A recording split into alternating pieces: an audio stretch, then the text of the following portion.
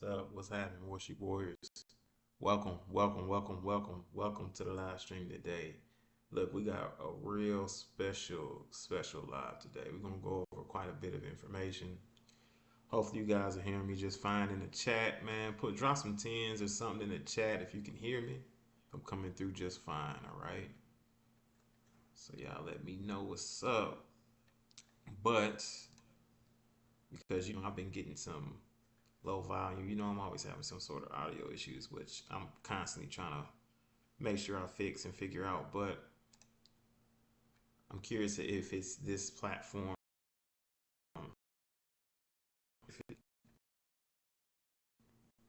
So yeah.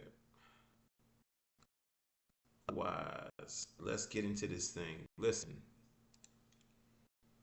I got a lot of different topics here to be talking about, a slew of different things pertaining to um, just life events, world events, things that are happening right now, things that we are looking at, witnessing in this day and age, mostly pertaining to my particular community and how, uh, just things that I'm observing, things that I'm seeing out there right now. Hopefully, you guys can hear me. So, y'all let me know. Like I said, give me a thumbs up or give me a 10 in the chat and let me know. I'll give y'all a minute to do so. And we'll begin. We'll rock and roll. Let's go. Okay. All right. We got tens. All right. We got tens. All right. Cool. Let's go ahead and audio's looking decent. Good. All right. Video's looking good too. Let's go ahead and get into this thing. So, first of all, a slew of topics that we're going to be going over here today. Hopefully, y'all ready to just rock out with me real quick and kind of surf through these things, man. We're gonna definitely have a good time. We're gonna talk about them, give some opinions about it. If you have anything that you observe, throw it in the chat below. Listen, we're gonna go ahead and address the comment section as well today, just so you know. So if you got something you wanted to address or wanted to be heard, please just drop it in the chat. We're gonna go ahead and go over it. Other than that, man, listen, we're gonna get into this thing. So let me go ahead and get Denzel in through here, man. Come talk to the people, man. Let's get it. Is the sheep preaching hate? He says, I'm not going to let the wolf eat me anymore. If the wolf comes in here, next time he comes in here, I'll do whatever I have to do to keep him off my back. Is the sheep violent or is the wolf the violent one? He wasn't teaching hate, he was teaching common sense. Somebody's knocking you over the head, stop them. Do whatever you have to do to stop them. The ones that were knocking him over the head were afraid of the fact that he might swing back. So they said, no, he's teaching hate. He's violent.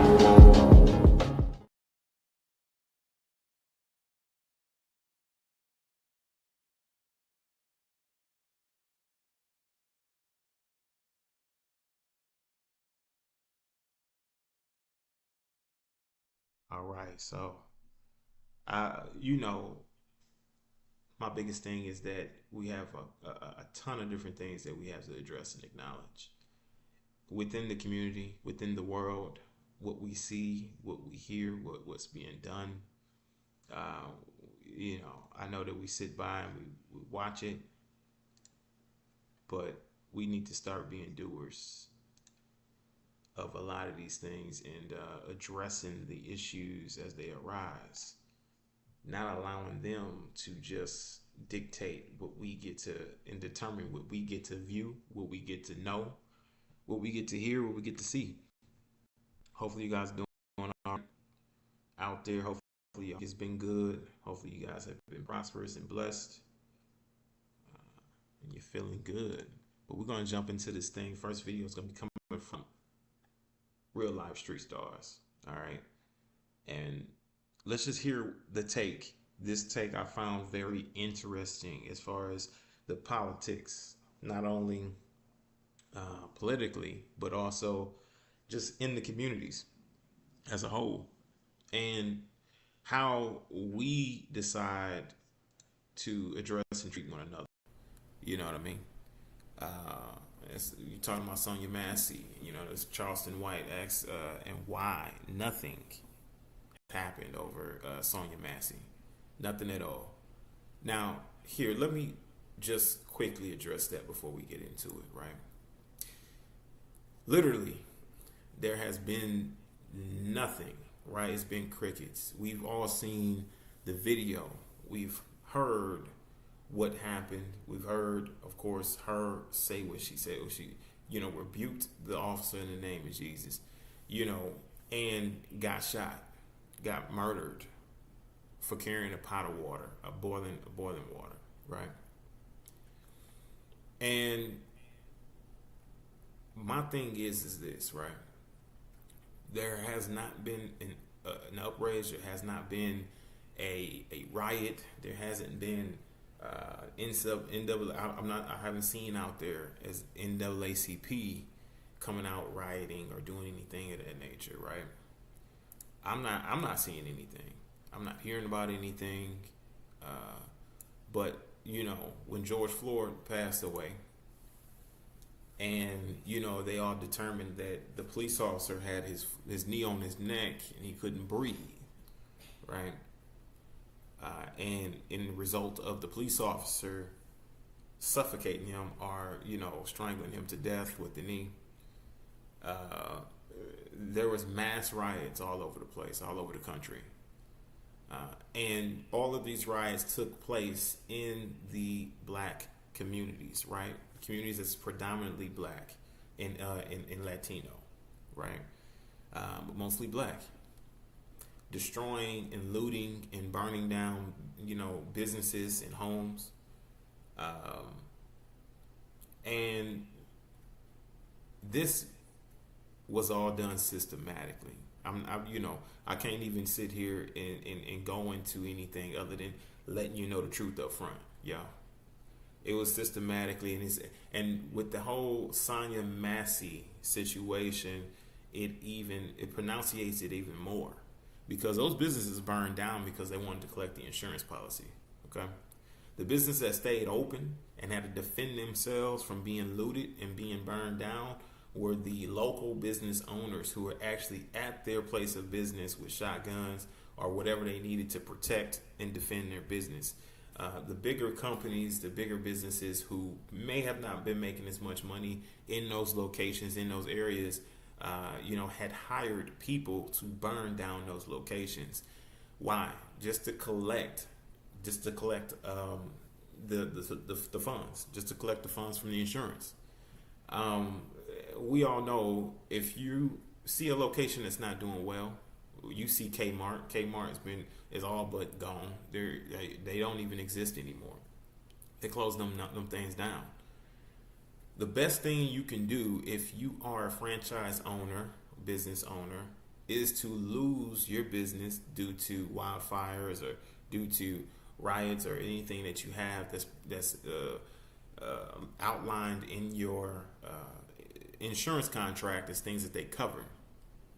That way you could either sell, get out the business, but you would make some money, maybe to help you pay off debts, things like that. Now, am I saying that these riots were incited by business owners who are multi-million-dollar corporations or large business owners, not small business owners, but large business owners, large corporation owners? Was it incited by that? It could have played a part. That's what I'll say. It could have played a part in it. Because, George Floyd, his history and his reputation is not the cleanest, right? Not to say that, he deserved what happened to him, which, tell you the truth, the autopsy report, and they did a second one, and it actually revealed that he had taken opioids or something like that in an abundant amount, and that's what had him in the position that he was in at that time. He overdosed, y'all. He didn't suffocate from a needle on the neck, but the officers who were involved did take the fall for it because people were outraged and they needed somebody to take the blame, right? One of the officers, which, listen, I'm not trying to defend anybody's position, but he got stabbed by some Hispanic guy in jail the one who had his knee on George Floyd's back. Now, should they have gotten him help a lot sooner and tried to treat him or take care of him because they probably knew that he had consumed an abundant amount of drugs? I would agree with that. Yeah, they probably should have been trying to get medics as soon as possible to help him out, but also trying to be sure that he was breathing appropriately and not like in a position where he was. But, you know, of course he wasn't compliant. He was very, you know, aggressive and not really trying to, you know, go with the flow of things. He was fighting them back. So I guess they were trying to do what they thought they needed to do to subdue him. But without further ado, we're gonna go ahead and jump into this thing. It was designed, and I'm gonna share you the reason why I feel that way after we check out what they're saying over here in Real Star, or Real Life Street Star. So let's check them out real quick.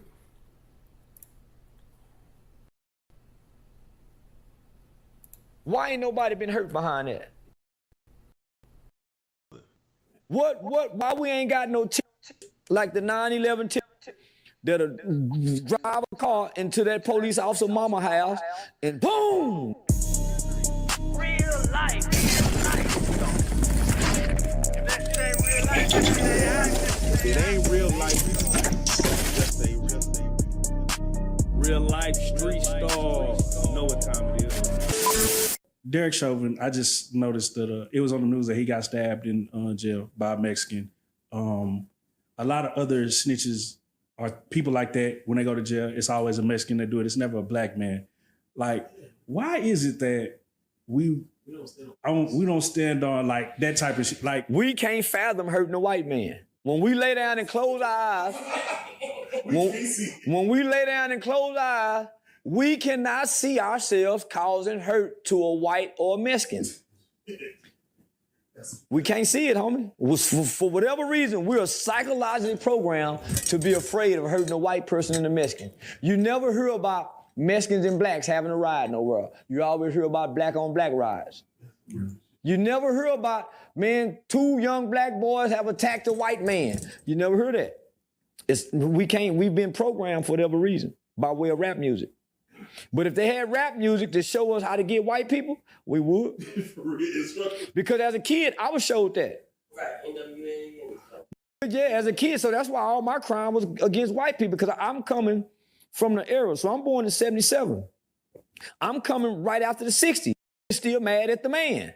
Even on the good times and on George Jefferson, the was at odds at the man. The man. So when we come out the house, the man. It ain't the nigga. Throw rocks at the police car. The man. Go steal something from the man. So, homie, the music and the culture came along and propagated a mindset to hurt your own. Shoot holes in your own boat. So it's the culture. So until we attack and demolish and shame the culture, homie, we supposed to be shamed for hurting niggas. Right. And we praise it. So until, they don't know how to hurt white people no more. Not that we advocate it, but an eye for an eye and a tooth for a tooth. So with that being said, the black lady Shonda Macy. Yeah. Why ain't nobody been hurt behind that? I'm Javi, and I got Botox Cosmetic. There was a particular photograph. The lines were... Why we ain't got no terrorists like the 9/11 terrorists that'll drive a car into that police officer mama house and boom, you know, why we ain't got nobody like that? Everybody else do. The Mexican cartel got somebody that'll come crash out, homie. Even white people, they got some white boys that they can program to come kill 10 black people in the church. They got some crash dummies, homie. Why our crash dummies crash out on us? Why we don't have no crash dummies that'll crash out for the race? Why? Because we can't imagine it. But we'll crash out on each other. I don't give a damn about going to jail. Okay, if you don't give a damn, let's hunt George Zimmerman down. If you don't... Yeah, you know, one thing's for sure, he ain't lying, y'all. you already know that the truth is what the truth is. During his era, like he was saying, during his era, yeah, it was all about the man and going up against the man, whatever the system, intergovernmental system, things like that, but standing together in unity as black and brown people, melanated people, things like that, against the man, right?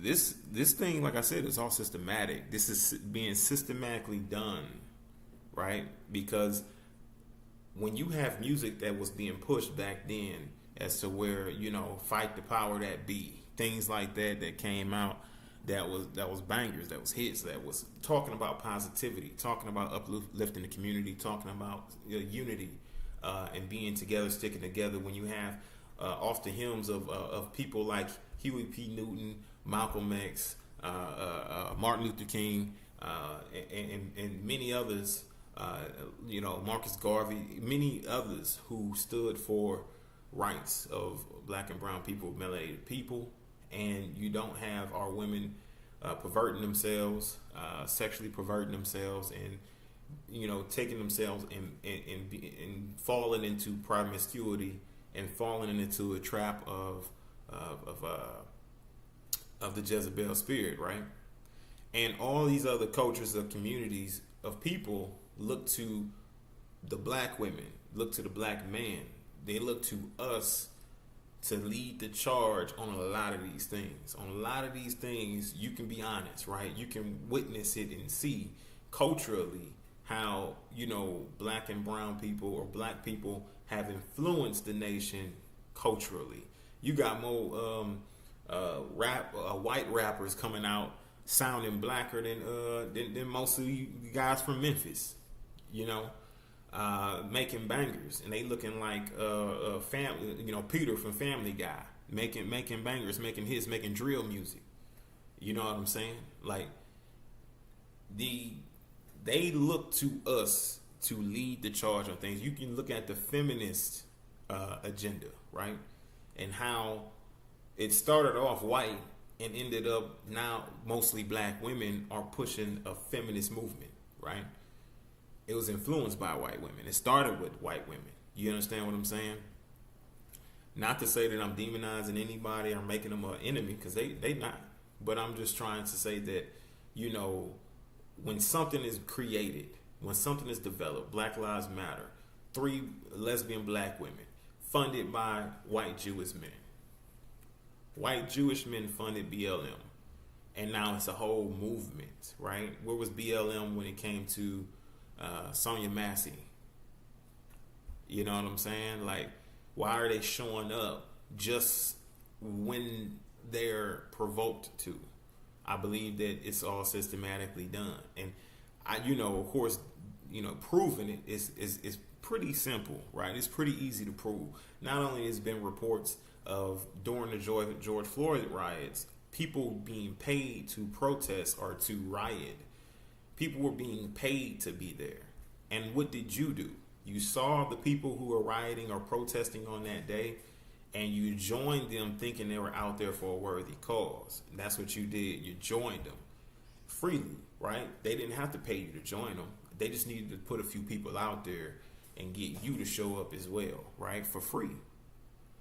And you pay people to build. You can pay people to riot. You can pay people to protest out of people's business. You can pay people to actors, right, to go and do things like this. They can be paid. They can be bought. So if I were someone who wanted to destroy a community, because maybe they're starting to prosper a little too much, or if I wanted to set them back, or if I wanted to create propaganda in the community of people, or put people against each other, what would I do? How would I do it? First of all, I will form an organization who can do it quietly, right? The CIA, and I'll call it the CIA, right? Because they're going to be able to get the right people to blend in where necessary. And then not only that, they're licensed to do it. You know what I'm saying? So all you got to do is show them a badge and you good. Or they look you up, they know who you are, you're undercover. And infiltrate different societies and cause conflict. This is how you are able to bring down a full country. Infiltration. You infiltrate it first and you start conflict within that country in order to bring it down. You understand? If you go watch the movie Don't Look Up, one of the scientists literally shouted on the screen that there was a meteor coming and they all gonna die in like 7 months. All of them people treated her like she wasn't shit, and they continued on with their life. This is the same thing you witnessing right now. It's a dog and pony show. So this is the reason why, you know, our community has been systematically divided from talking about unity in the music to then talking about killing each other and how we're the enemy to each other in the music. How our women are bitches and hoes. How our men are you know, bitch ass niggas and the ops. And this is all just black men. It ain't showing you no images of white men as being the ops. So let's go, man. Let's get back to this thing. You know what I mean? Because I think my point's been proven. This is all systematic. This is all designed for you to destroy yourselves. And this is why I say the Jim Crow era has been repackaged, rehashed, and served up to you in a form that makes you feel good about it, that makes it cool, that makes it dope, that makes that shit like put it in the music, like you sing into it. You sing into Jim Crow whenever you listen to NLE Chopper or anybody else who's talking about killing your black ass. Oh, why, homie? Why ain't nobody done nothing in the name of police shooters? No, nothing. Why we ain't turning up the country for a woman who was killed for calling on the Lord? She was murdered for calling on the Lord, and he said, I felt like she would go kill me when she said, rebuke you in the name of Jesus. Where are all these black churches that'll go find out where his mama live, his kids live, the police chief live, and be out there waiting to do something? Where they at? Where they at, my nigga? But we so gangster with each other. So that's why I say, fuck this culture. Don't nothing bother me about what happened to black people. Don't nothing bother me what happened to black people. They can kill an innocent old 90-year-old black woman tomorrow. I wouldn't give a damn. They could murder a 6-month-old baby in the name of a mistaken identity. They could have been looking for a 24-year-old man and came in and shot a baby. It wouldn't bother me, homie, because I know nobody's going to die for what they do to us. Nobody's going to be hurt for what they done to us. If a Mexican do something to us, we gonna let the Mexican make it, homie. Matter of fact, if we in jail and the Mexicans want to do something to me, they'll give me to the Mexicans, homie, just to keep peace with the Mexicans. Call it politicking. So nah, homie, they miss me with all that. Man, and it's so fucked up because I watched the documentaries. If a white man causes conflict between a black in prison, and they say we want that white man, they say no, you can't have him. But if a black man causes conflict between the whites will say we want him. They'll either give him up or punish them themselves. Punish him himself like they'll beat him like the white man beat him. And they won't say, we ain't doing nothing, I don't kind of the war with y'all. Don't let it be the Mexicans. They'll damn near let the Mexicans stab the They'll find a reason to let the Mexicans stab that nigga, and then they'll punish them. You know why? Because they still want to get the dope for the Mexican. See, everybody got the hand over us, homie, because we like to get high. All the prison on K2 getting high. All the prison getting high.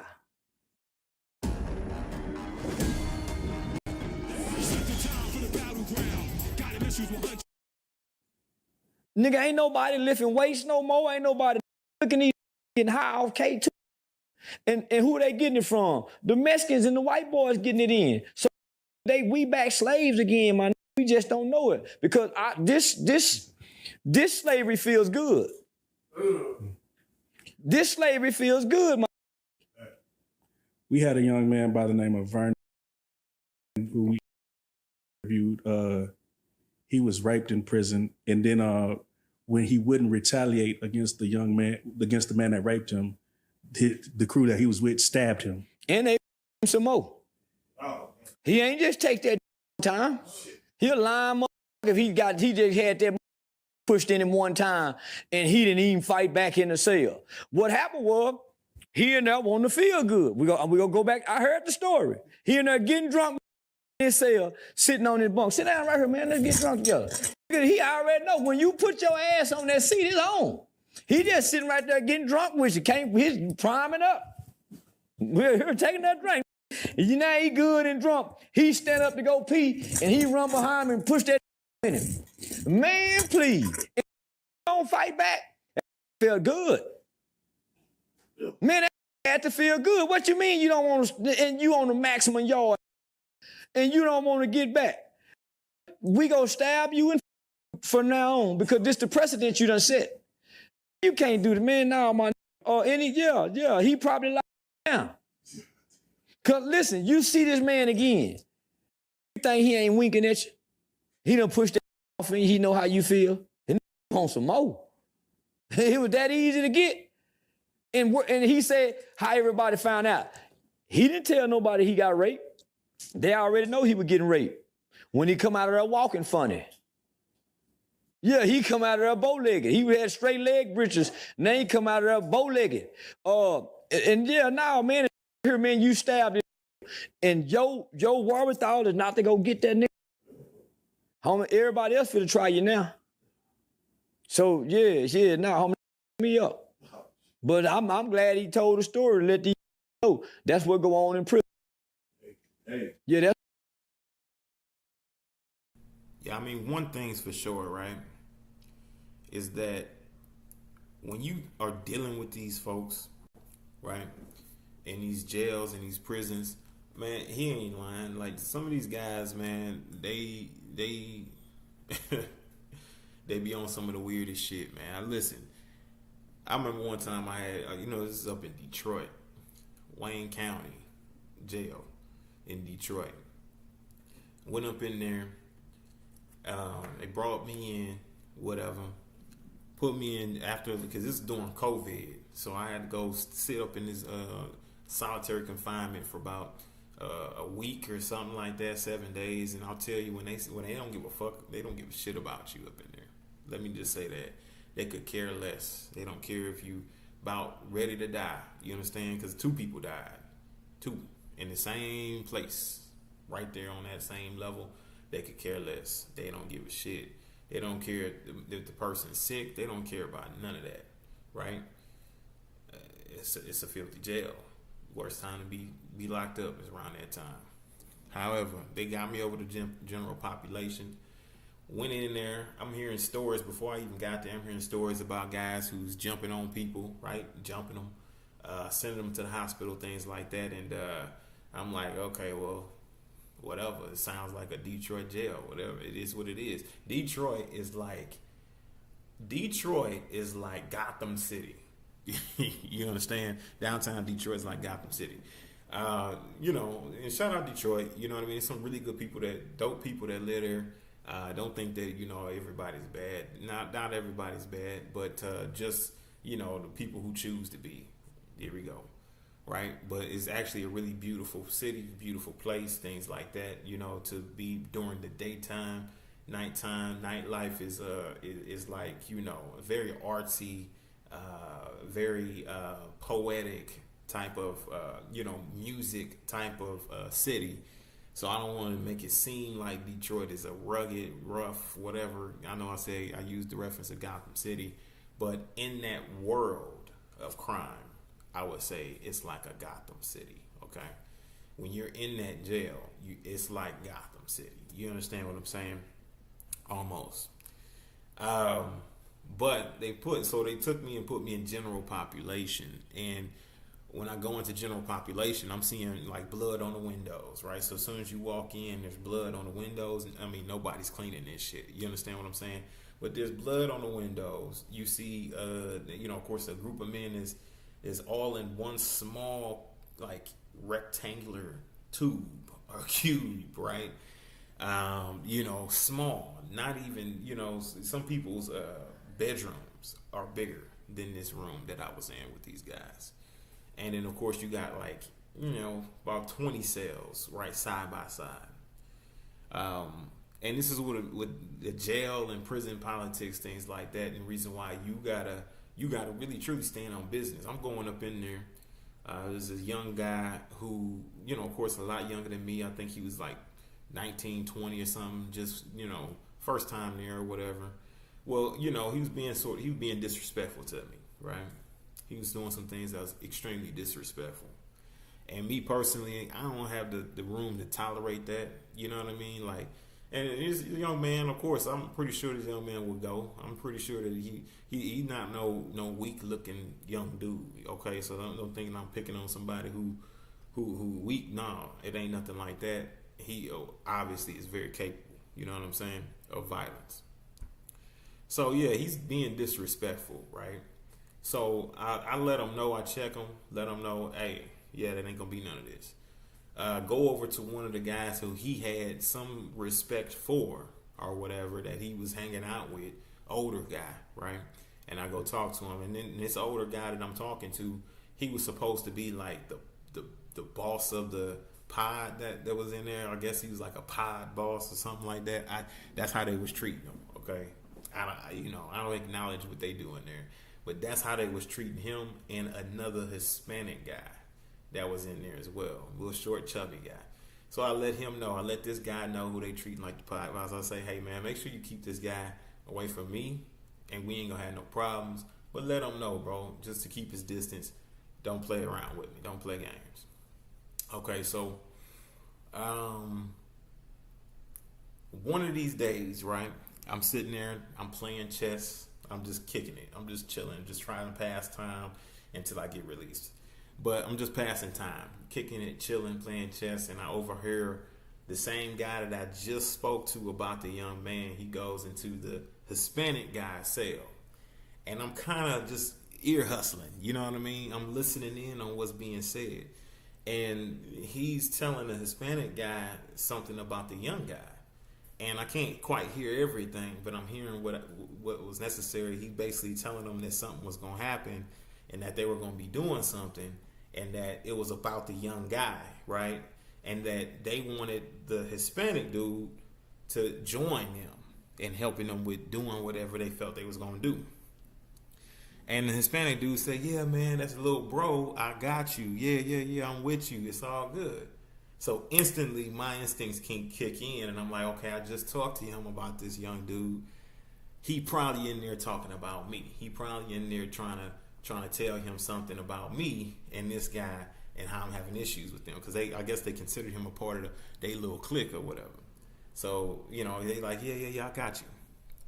So they come out. The other guy comes out the cell, and he kind of cuts his eyes over to me, and I'm like, okay, yep, that's what it was, right? And I continue on with my day as usual, continue play chess or whatever, and then next thing you know, I guess they've been making some jail wine, whatever they call it, spud juice or whatever they call it. So he busts this out, and this is like a ritual for them too. The black guy who's supposed to be the pod boss, he's like this. He's a bit shorter than me. He's light skinned with some locks. Shorter, sort of got a little bit of muscle on him. He's kind of a little bit stocky, not really, but a little bit. You can tell he's working out. And then you got the other Hispanic guy who's a shorter, chubby guy, bald head with a beard. All right, so their thing was to drink this prison wine, and then they would start going off on everybody in the actual cell. So they'll start going off on everybody, like coming at everybody, doing whatever, just to I guess provoke people, right? Or to try to show that they are the boss, that they the ones. You feel me? And so I'm seeing this, and I'm like, okay, well, cool. So here they go. They're doing a little ritual. They drinking and things like that, and they go around. They start punking everybody, slapping them on the head, things like that. And I'm just kind of watching them as they doing it. I'm standing up, just leaning over, playing chess. I'm still playing chess at this point. And then they start coming around me, right? And they start making all this noise, start picking on a couple people, slapping them upside the head, telling them to do something about it, you know, just punking them. You feel me? Like really intimidating people. You know what I'm saying? And I'm just sitting there just playing, right? Like nothing's happening. Like I'm just completely ignoring them. And they're loud, boisterous, just basically trying to be all in my space and be loud and be boisterous and make themselves out to be something, right? So I'm just chilling. I'm cool. I'm just, you know, I'm not flinching, not winking. I'm not even looking in a direction in amazement. I don't give a damn what they doing. I'm playing chess.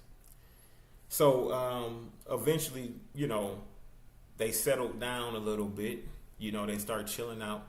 And, you know, the black guy, I guess he had some pool in the jail or something, but one of the guards came and got him and took him to a different cell so he can holler at a different cell, right? A different cellmate. And the Hispanic dude sat down to play some cards, play some spades, but he asked me, he said, hey, you want to get down on the spade table? And I looked at him, I'm like, yeah, sure. I'll get down with you. So they went there. So he went there. He started playing spades with some other guys first. I finished up some chess games or whatever.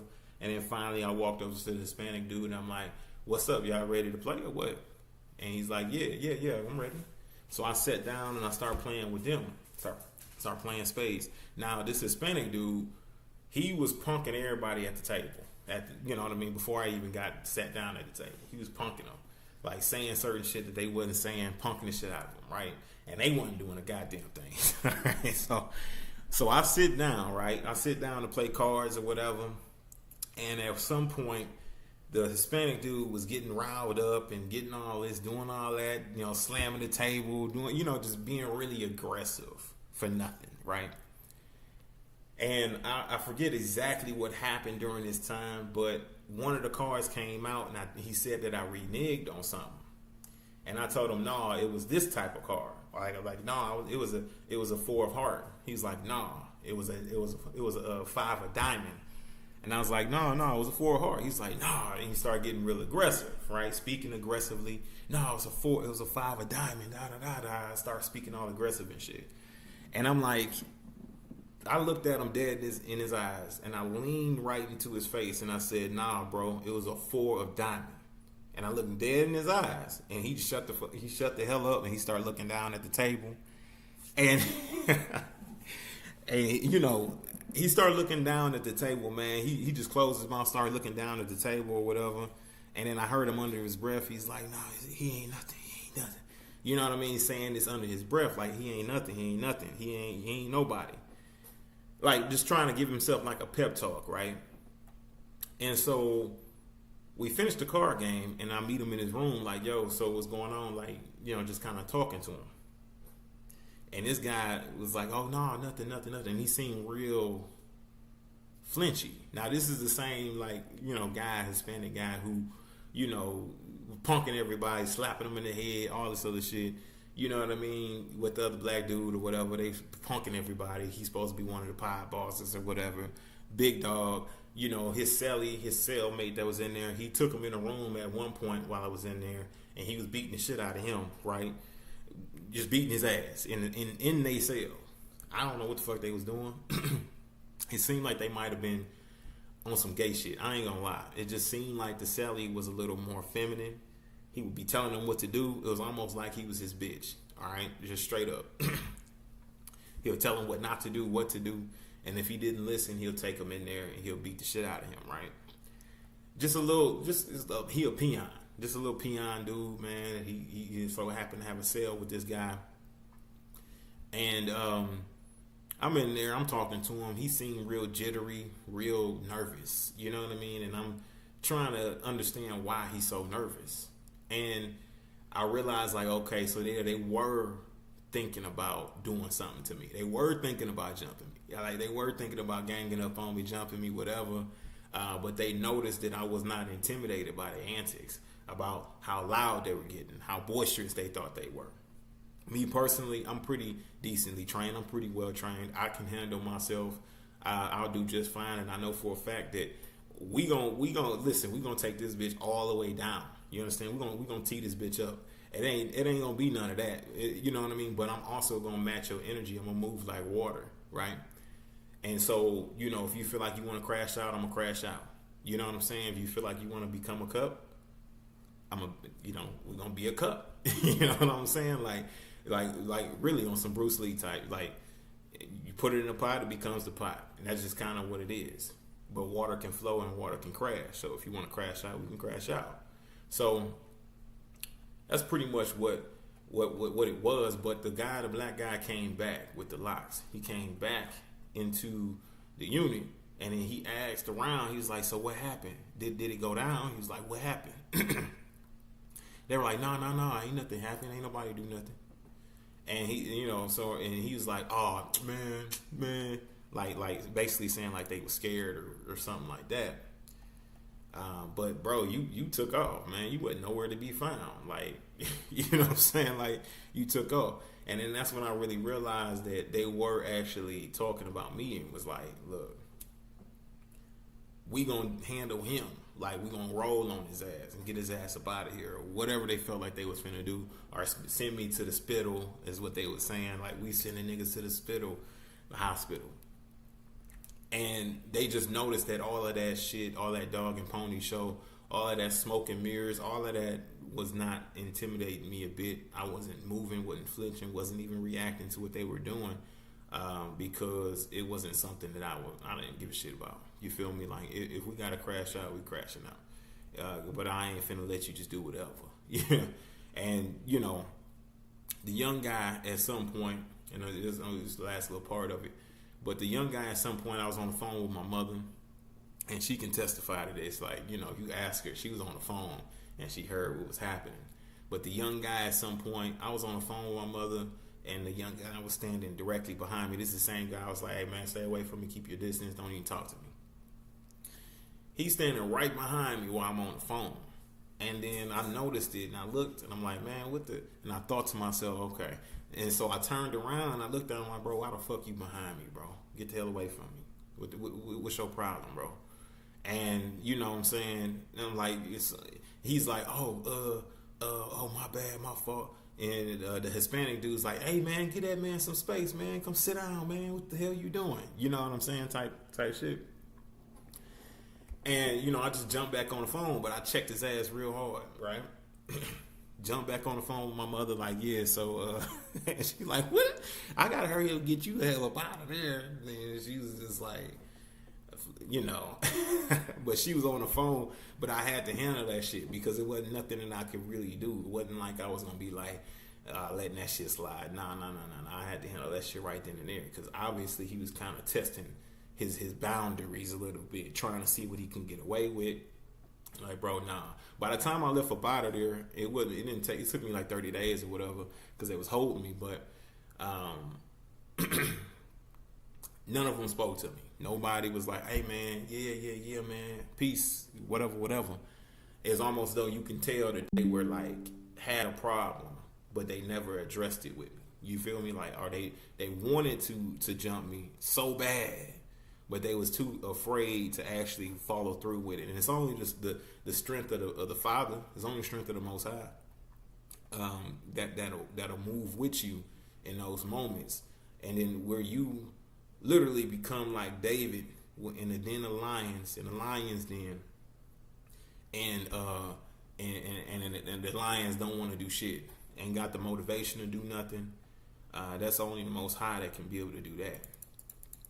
So I mean, if you struggling with faith, if you struggling with finding something to get behind, or you know, somebody to get behind, a father or something like that, or spiritual guidance, you know, to make you stand on something with principles, then yeah, you need to consider other things, because things that come from the book, things that are teaching, principles that are taught, really do come in handy when you're stuck in situations where you gotta defend yourself, you gotta get yourself up out of it.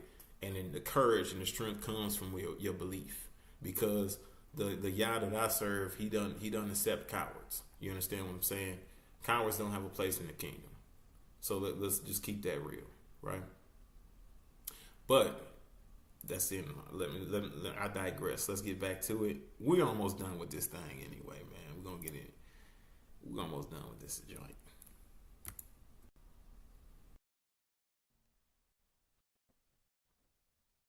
That's what go on in prison, especially You trying to get high and feel good. That's how they get. They used to get pills that make them lock up. Psych pills. Lock up and he just push you on over. You can't. You locked up on them. You locked up on them psych pills. So they got all kind of games in there. Oh shit. Real life.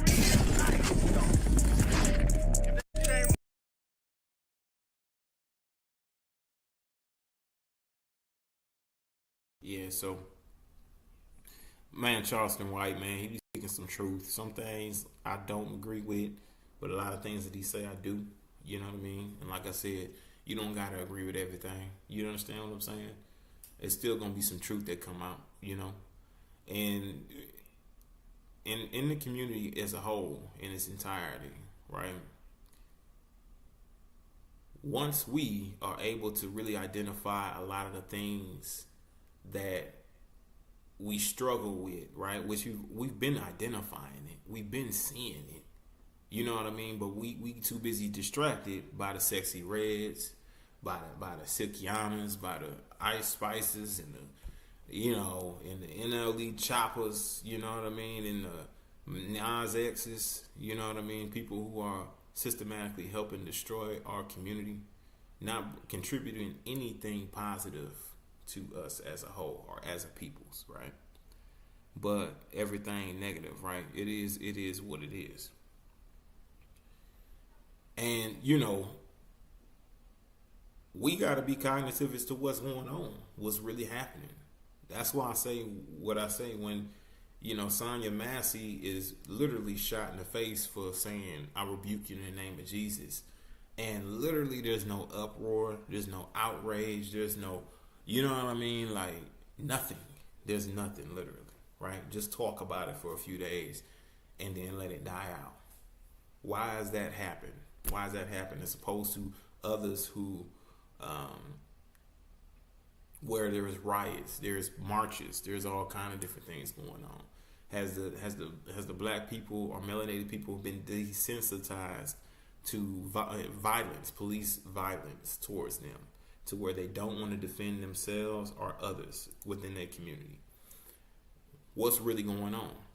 Because like he said, you got the Hispanics who got the cartel, you got the Caucasians or the whites who got, you know, the what do they call it? Ku Klux Klan, the KKK, right? And other organizations, the good old boys, other organizations that will back them. Shit, even the police, you know what I mean?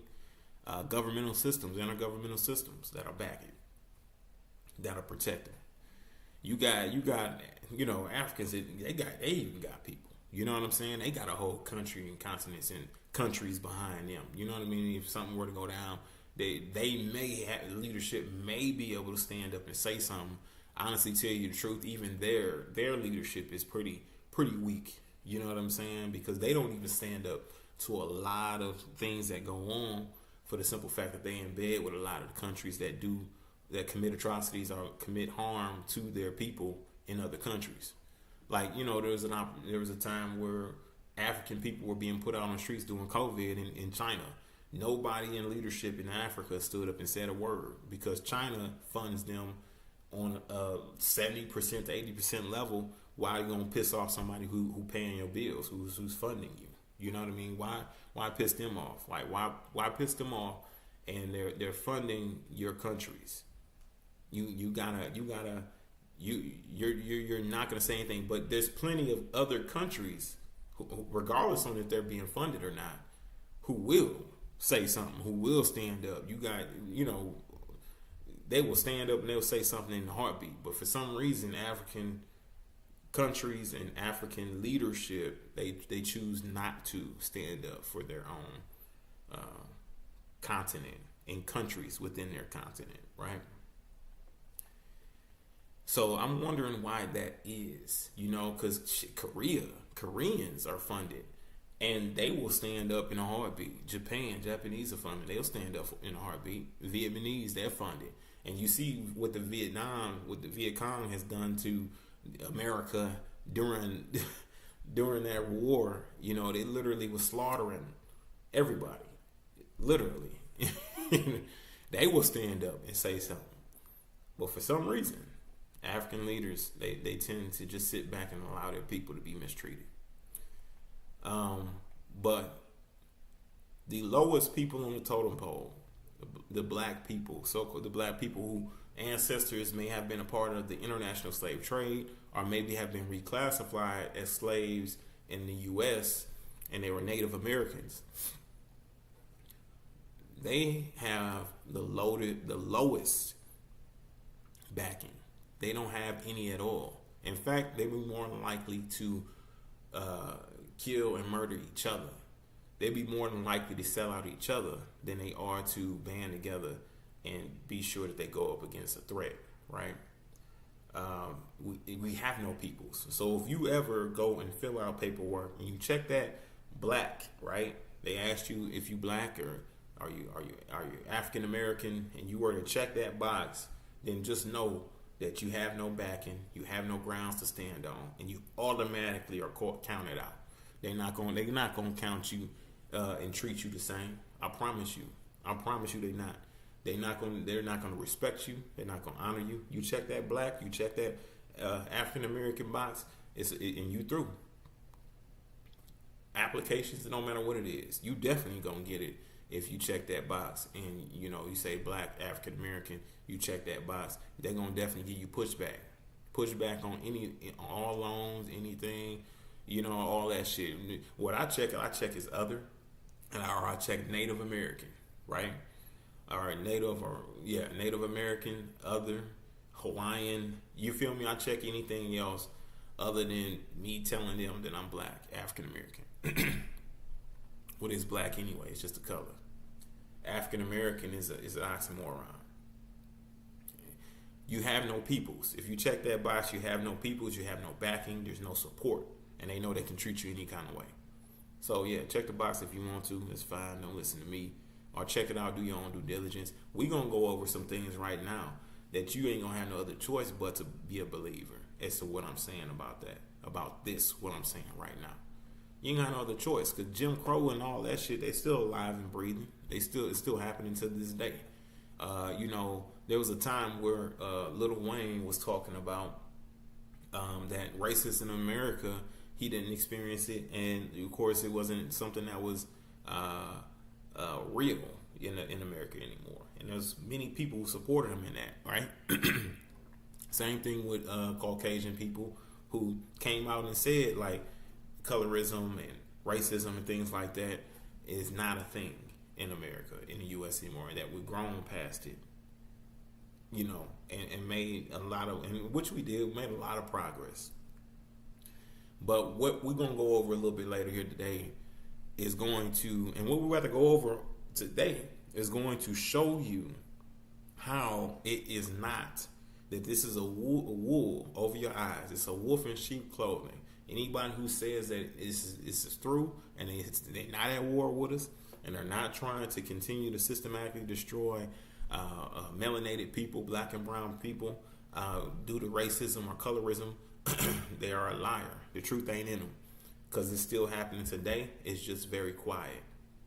And let me tell you this, just to piss y'all off a little bit, right? And just to be fair, there's only one group of people on this planet that cannot say that are very heavily censored in all ways, in speech, in workplace, online, everywhere at this moment. And that's the so-called white people or Caucasians. They can't say nigga, they can't say spick, they can't say beaner, they can't say none of that racist shit, right? Unless it's behind closed doors with their own people. They are heavily censored people. You understand what I'm saying? And do it mean that I care? No, I don't care about that. But I will tell you that, honestly, if you feel like that you're being censored as a black person or a melanated person in this country due to not being able to say certain things online, man, listen, you got white Caucasian people who can't say a lot of shit anywhere at any time. You understand? And be completely, will go to damn near go to prison for saying a lot of shit. So think about that, right? But that ain't my problem. You know what I mean? That's their problem. They gotta handle. That ain't my community's problem. And it ain't nothing that I need to speak on. That's for somebody else who's a part of their community to speak on. It's just an observation. But let's go ahead and go on to the next thing, right? Our next thing, we're going to dive into the community. Same thing I've been talking about with these so-called, there we go. Same thing that I've been talking about. You know, we're going to move on to the next thing in these so-called communities. The same thing I've been talking about with these rappers, these people who are infiltrating and promoting degeneracy in the community as a whole. And like I said, this thing is systematic. This ain't nothing new. You feel me? This is something that has been systematically designed to be this way since NAACP. You understand what I'm saying? I'm sorry. Since NWA, not NAACP. Whoever started the gangster rap movement, I'm not saying NWA started it, but they definitely were, they definitely developed it and made it more mainstream. And they definitely were one of the groups that did so. But I'm not saying that they started it. It was actually white Jewish men who funded the music, who funded the talking about murdering and killing blacks. In NWA, the manager and of NWA, he was Jewish. Excuse me. He was a Jewish man. So, and plenty of people who are execs and higher ups in the industry, you know, in the Hollywood and music industry, they're Jewish. I understand. So a lot of things that you see, Jews are in control of what you listen to, what you see, and you know, honestly, what you eat as well. You understand what I'm saying? Well, you're in control of what you eat and put in your body, but they're giving you options that are very addictive to influence you to, you know, make that bad choice. But let's get into this thing real quick. This is, let's see. Okay, Charleston White's in this one. RZA Islam is in this one as well. They're dropping the bombs on the struggle rappers, selling their soul for fame. Now, this is a real thing, y'all. You know what I'm saying? Like, you got a lot of sellouts that do rap music, and they're promoted and pushed. That's why in the scriptures or in the Bible it says that people will be drinking from the cup of Hollywood. They'll be drinking from that cup of iniquity in Hollywood, and they would enjoy it. They would love it. And this is what they're talking. And this is what they're talking about in the scriptures. Everything's been laid out. Everything's been already prophesied. You just gotta go and read about it. Even if you don't believe in the Most High, even if you don't believe in the Bible, you feel like it's been written. Listen, there's still knowledge. There's still a lot of great information in there that'll help you learn about, you know, things that are to come, prophetic. You know, how to treat your brother, how to love your neighbor, how to, you know, treat your elders, how to just have a genuine life, you know, here on the planet. There's information in that book that'll teach you a lot about life. So let's get into this thing real quick. Talk about what's happening.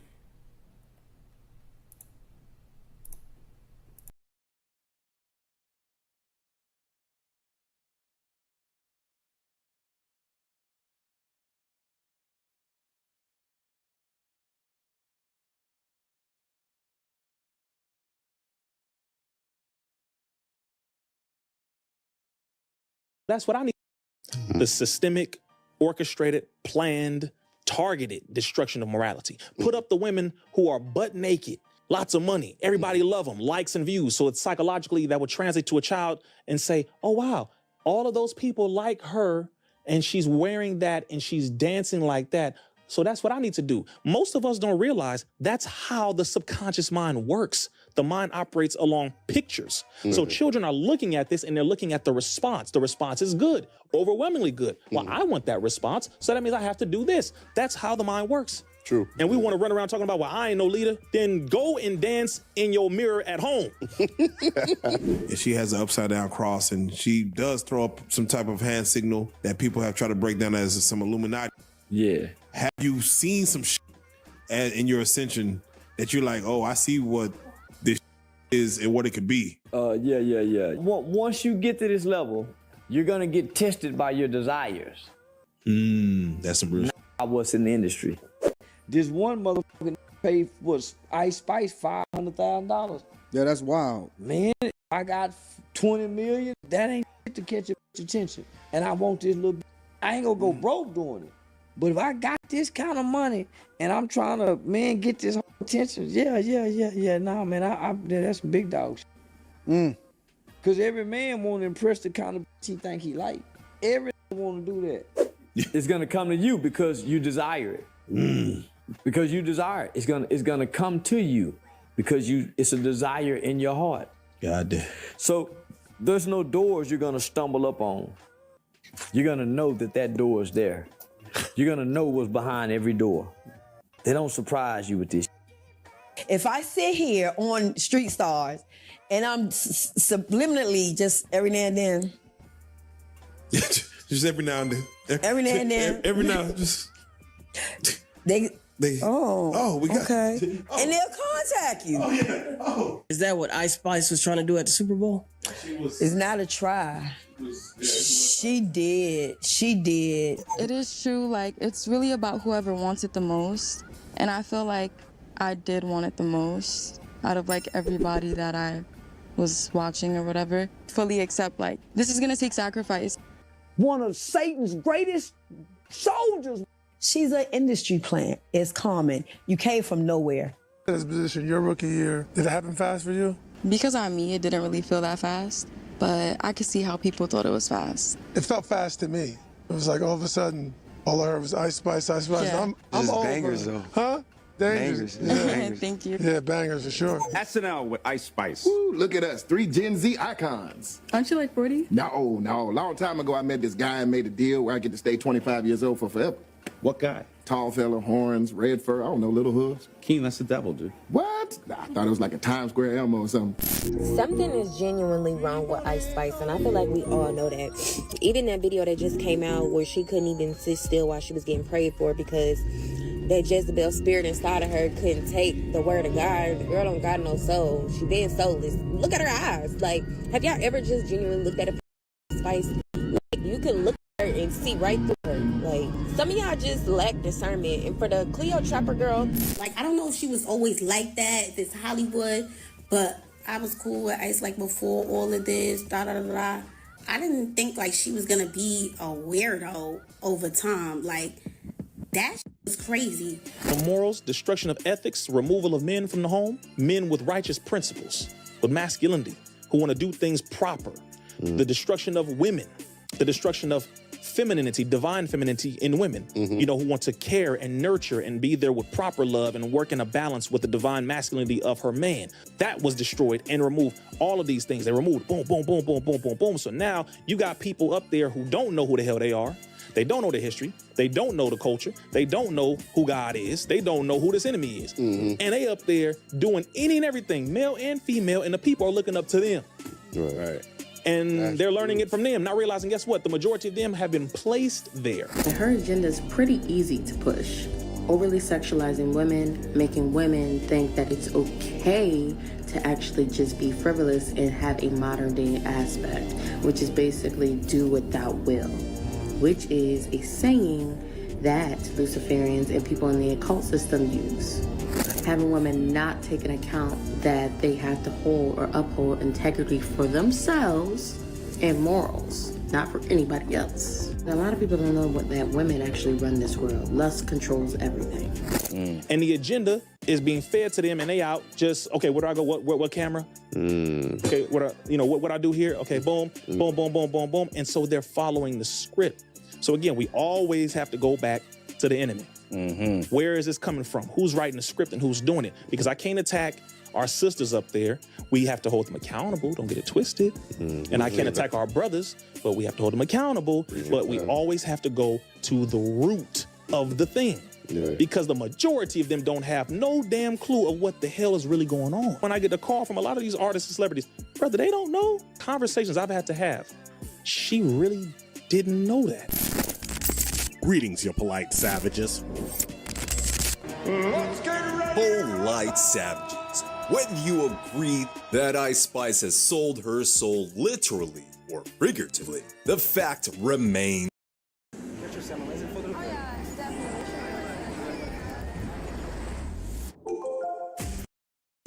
that her booty shrunk. A Twitter super upset with her because she's losing weight, so that means she's losing some booty. And Ice Spice does have natural booty, so natural booties do matter. Natty booties matter. And then the second natty booty matter, hashtag natty booty. Her main asset, with that thick, luscious, curvy, voluptuous body of hers, shaking, gyrating that rump, getting the crowd all excited. Well, if you're gonna take away your main draw, that right there is a major critical blow against your brand. But oh no, it doesn't stop there. Not only is Spicy Ice Icy Spicy, she's speculatively made a deal with the devil, but she's also got herself in trouble as she's being exposed by friend after friend that Ice Spice is not all sugar and spice that we all thought. Ice Spice has reacted to losing over 540,000 followers after her feud with Cleopatra, as Ice has lost over 500,000 followers since Cleopatra uploaded her TikTok. And now, the fan said, Ice Spice is being arrogant. Losing 500,000 followers is a big deal, and she should take it seriously. Maybe there's some truth to Cleopatra's accusations. Ice Spice needs to address the situation instead of dismissing it. I think her best friend allegedly was named Baby Storm. Leaked some messages that said that Ice Spice is a fake woman. You like other girls and you want to see them succeed. They're like, no, Ice Spice isn't that. Ice Spice is selfish. Ice Spice isn't cool. She's not the person who you'd want to party with. She's actually a weirdo that's kind of awkward, that is really just in this to be selfish and is trying to script this entire thing to try to get clout and attention, really mostly off her looks, by being the girl that's relatable. Nicki Minaj was like, you know what, I'm good off Ice Spice. Remember, Nicki and Ice were like really close, right? Nicki fell back from that situation. The thing with Ice Spice, nobody knows who she is. But the whole thing that's blowing me right now is like talking about some dark energy. That is crazy to me, bro. That's so crazy to me. Like, you're really gonna be friends with somebody for 2 years, but the whole time you feel like they soulless and dark? Like, you sound dumb as hell. If anything, we both need saving. Like, what the fuck are you talking? Let's keep it real, right? Hey, you look in some of these females, and Ice Spice is one of them, right? You look in her eyes, and you can tell that no one's home. You can tell there's nothing there. There's no soul. You understand what I'm saying? It's gotten so bad as where I've made myself really pay attention to people and looking at because the eyes is the gateway to the soul. They not gonna, you cannot lie through your eyes. You understand what I'm saying?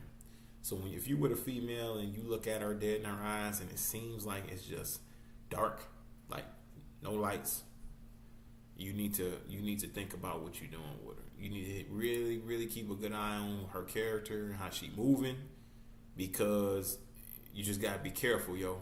You just be careful. You know what I'm saying? Talking about, bro. Now, this is not gonna be a whole video being focused on Ice Spice and the Cleopatra drama situation.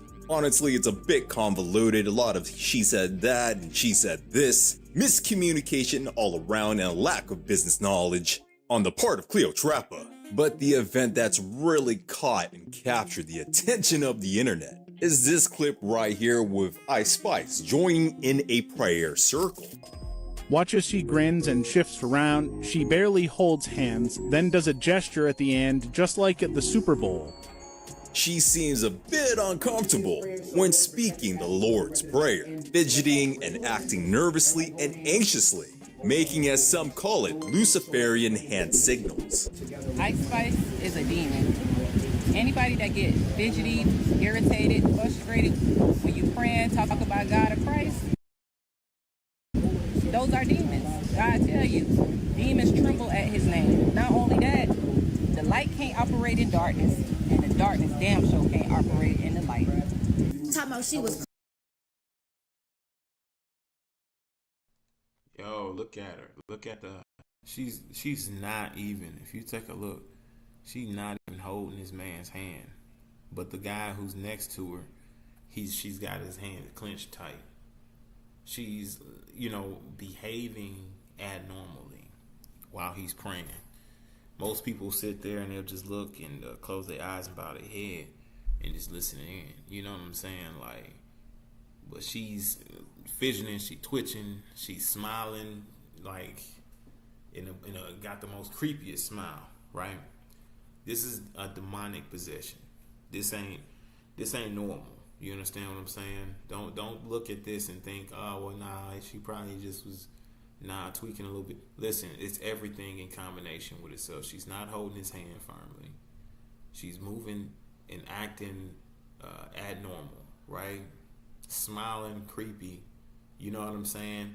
You got to pay attention to the signs of what's happening. You got to pay attention to how she's moving while he's sitting there praying to the Most High.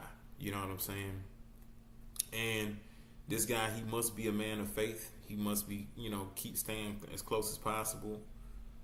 More than likely, because he's getting that response from her. You feel me? If you somebody who ain't really about the Father's business, I don't believe that you'd have the same response. But they still the name of Jesus is still gonna make a move, just how the police officer moved when he shot the woman in the chest or in the head for saying that she rebukes him in the name of Jesus. He was being demonically possessed.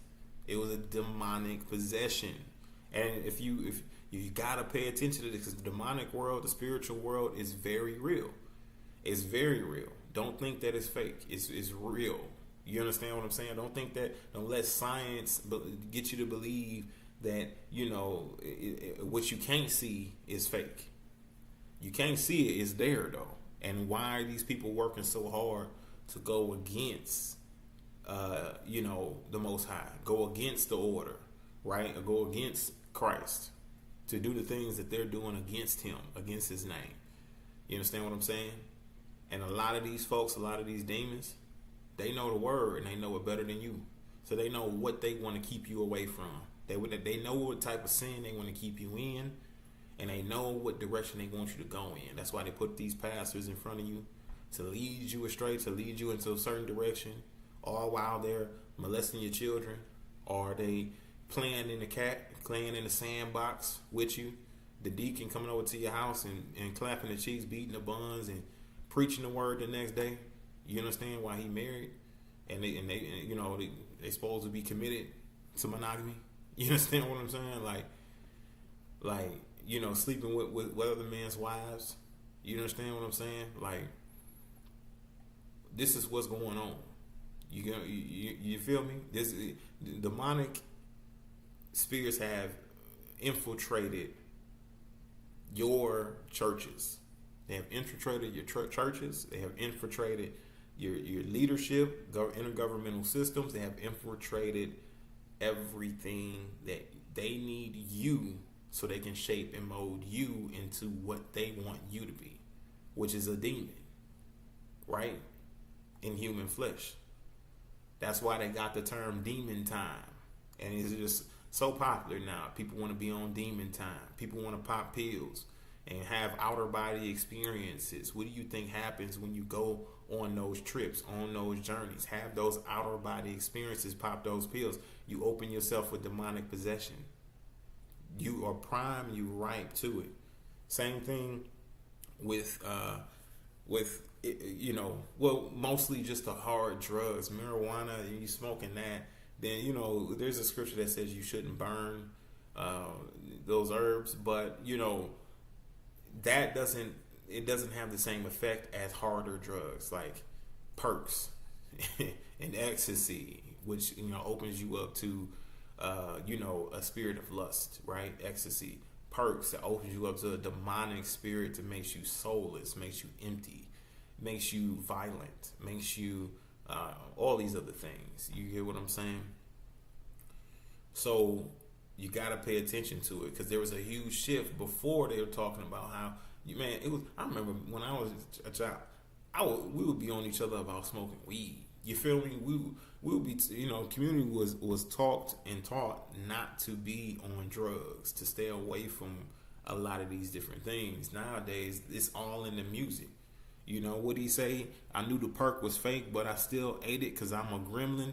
How many people gonna eat that and it's really what's that called? The thing that's really been murdering a lot of people lately. And you talking about you a gremlin, so you gonna still pop it, but you pop it, and what happened to Rich Homie Quan? You know what I'm saying? What happened to him? But I guess he thought he was a gremlin. You know what I'm saying? Like, y'all better wake up and pay attention to what's happening. I guess he thought he was a gremlin. You know what I mean? Like, this is what you've been taught. This is what you're being trained on, and it does influence you. Because when Lil Wayne came out and said he was a blood, next thing you know, it's a huge influx of people wanting to join gangs, wanting to be a blood, wanting to be a Crip, wanting to gang bang. Oh, you know what I'm saying? Because they wanted to be a soldier. You feel me? Like Beyonce said, and I ain't afraid to stand up for you. You thought that joining a gang and doing all that would make you be hard, make you be a thug. You feel what I'm saying? Like, got different songs where women talking about they want a thug, they want this, they want that. So you got influencing these little ones to go out there and join gangs and try to become what they looking for. You got 50 Cent been shot 9 times talking about all this and that. Now you want to go, okay, shit, I want to go get shot and survive it so I can be able to rap about it. A lot of people who go out here and commit crimes and do things to other people that they ain't supposed to be doing, got no business doing, they doing it so they can rap about it. And that's the craziest thing, right? They out here doing this shit for a reputation so they can rap about it, yo. Anyways, all right, let's go ahead and get back into this thing real quick. Clapping. I thought we clapped like this. I thought that's how we clap. We don't clap like this. Like, what is you talking about? Everything is perverted. Everything is about lust. Everything is about going and driving yourself away from God. Good and evil. God, that's the end of it, bro. You have to choose. You have to choose. Majority of these female artists are trying to get us females to be so lustful and be so trapped into men and lust and having all this stuff go on to the point where we can't even see what's in front of our faces. And one of the people is Ice Spice. Like, have you ever seen her go to a concert where she has some clothes, where she won't turn around and shaking her butt? Like, be for real. People keep saying, oh, maybe Ice Spice is religious. Maybe that's why she acted the way she did while Talil was praying. But it's like, if you are not religious, why are you participating in the prayer? Laughing, smiling, putting your tongue out, doing signs, devil signs after he's done praying. I mean, like, are you good? I honestly think that the devil was coming out of her seriously, because the way she was shaking herself, she just couldn't even sit still. She looked like she was struggling. But hey, how do y'all think she got so famous and where she is now? I mean, that body can only get you so far, and rapping about farts can only get you so far. So y'all know, like, what it is. So it's not that she's not religious. Now, polite savages, what do you think of the ladies' assessment? Were they accurate in describing Ice Spice? Or are the ladies thinking a little too deeply into this? But let's try to keep it grounded to reality here with an alternative explanation coming from DJ Academics and Grover. Ice Spice finally dropped Y2K on July 26 to, for the most part, negative reviews. Her selling 20K first week, whether it was an EP or whatever, it breaks the illusion of how hot you think she is. People think they're so hot, but they're not hot. But what they are is they're pushed. A lot of ladies, they come in and say, oh, it's because you fellas are buying this music that they're here and this and that. Because every woman, when somebody's doing degeneracy and somebody shows us, they think that it's dudes who are buying it. And the truth is that women actually support more people in the music industry than men. It's always been like that. It's always been like more women support Sexy Red than men. Because more women consume music than men, and especially in this streaming era where you don't have to buy anything. She's a beautiful, cute girl that people are sexually attracted to, and she realizes not having an opinion, being very nondescript, will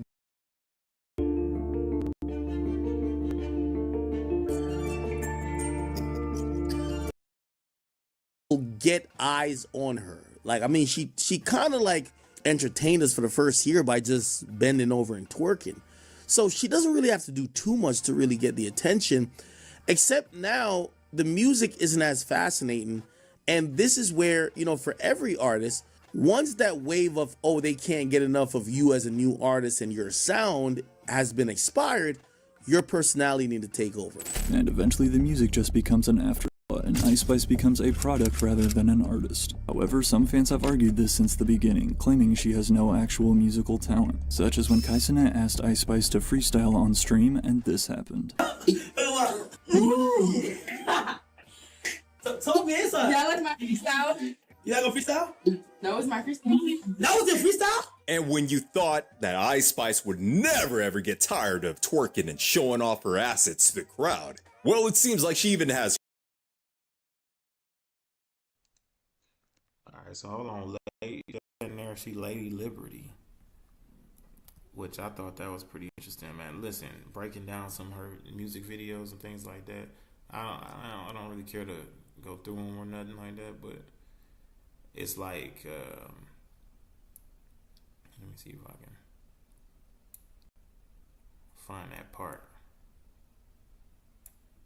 And of course, you know, the thing with Lady Liberty, there's a whole story behind, or a whole thing behind Lady Liberty, you know, and it dealing with the Jezebel spirit, right? And, you know, of course, you know, Phoenix or rising from the ashes, things like that, has a lot to do with the New World Order, stuff like that, you know. But yeah, let's just go ahead and keep going. We know what she here for. You like a freestyle? No, it's my freestyle. That was a freestyle? And when you thought that Ice Spice would never ever get tired of twerking and showing off her assets to the crowd, well, it seems like she even has her limits of how much she can be shaking that monkey. You'll see, like, from the other angle where her face is, and she actually looks really like apathetic towards disgusted. Disgusted that the only way she can get attention or be at the concert is if we're shaking her butt. Well, how would she can be shaking that monkey? You'll see, like, from the other angle where her face is, and she actually looks. Look at it though. The way that everything's moving in this picture, man, it's almost demonic in itself. I'm not gonna lie. But I did see this before when I first saw it. I saw it and I was like, I don't know, man. Something don't seem right. It seems off. You know what I mean? Like just like really something about it that was really dark. You know what I'm saying? Like it was really like a cloud of darkness over her. You feel me? And, you know, a lot of them sell their soul, and this is what they entrapped to. Like, you got Elvis Presley, who sold his soul, and he was trapped in Vegas and performing day in and day out, nonstop, every day. He could not stop, couldn't rest, he couldn't take a break. And the moment that he broke away and fled Vegas is the moment they murdered him, right on spot. He did not live very long afterwards. It might have been days, weeks. It wasn't years. I promise you. As soon as he left Vegas, he was dead. He wound up dead. They said he committed suicide, which is a complete lie. They murdered him. You know what I'm saying? He had a contract. He sold his soul. He was bound to Vegas. He was not to leave Vegas. He was not to leave that hotel. He could not leave. He was trapped in that prison. He was trapped. His soul was trapped there. And it was over for him. And if you guys think that it's not powerful people, not only in the industry, but have a lot to do with the government, intergovernmental systems, if you guys don't think that that's what it is, then y'all need to really sit back and wake up and do your research, do your homework, because, yeah, they work hand in hand. They get paid. They take payments, especially back then, definitely took bribes. Who you think killed, who you think murdered Huey P. Newton? Who you think murdered Malcolm X? Who you think murdered Martin Luther King? You know what I'm saying? A lot of these other people who, JFK, John F. Kennedy, who you think murdered all these people? Like, come on, let's get it. But she's trapped. She's already sold her soul. She's through. She's done with. And that's what I'm seeing right there. I'm discerning that all over her while she's dancing right here. I'm discerning that all through and through.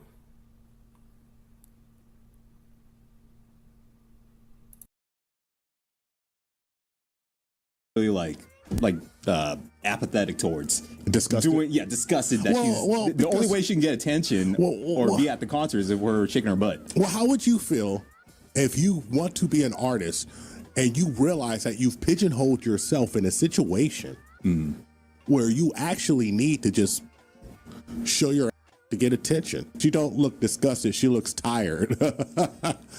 Yeah. That's right. That's exactly what I was trying to. You know what?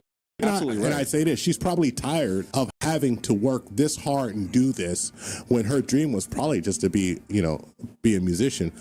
After a while, after a couple times of you splitting the fingers around the pussy and you doing this or you doing that, it don't hit the same.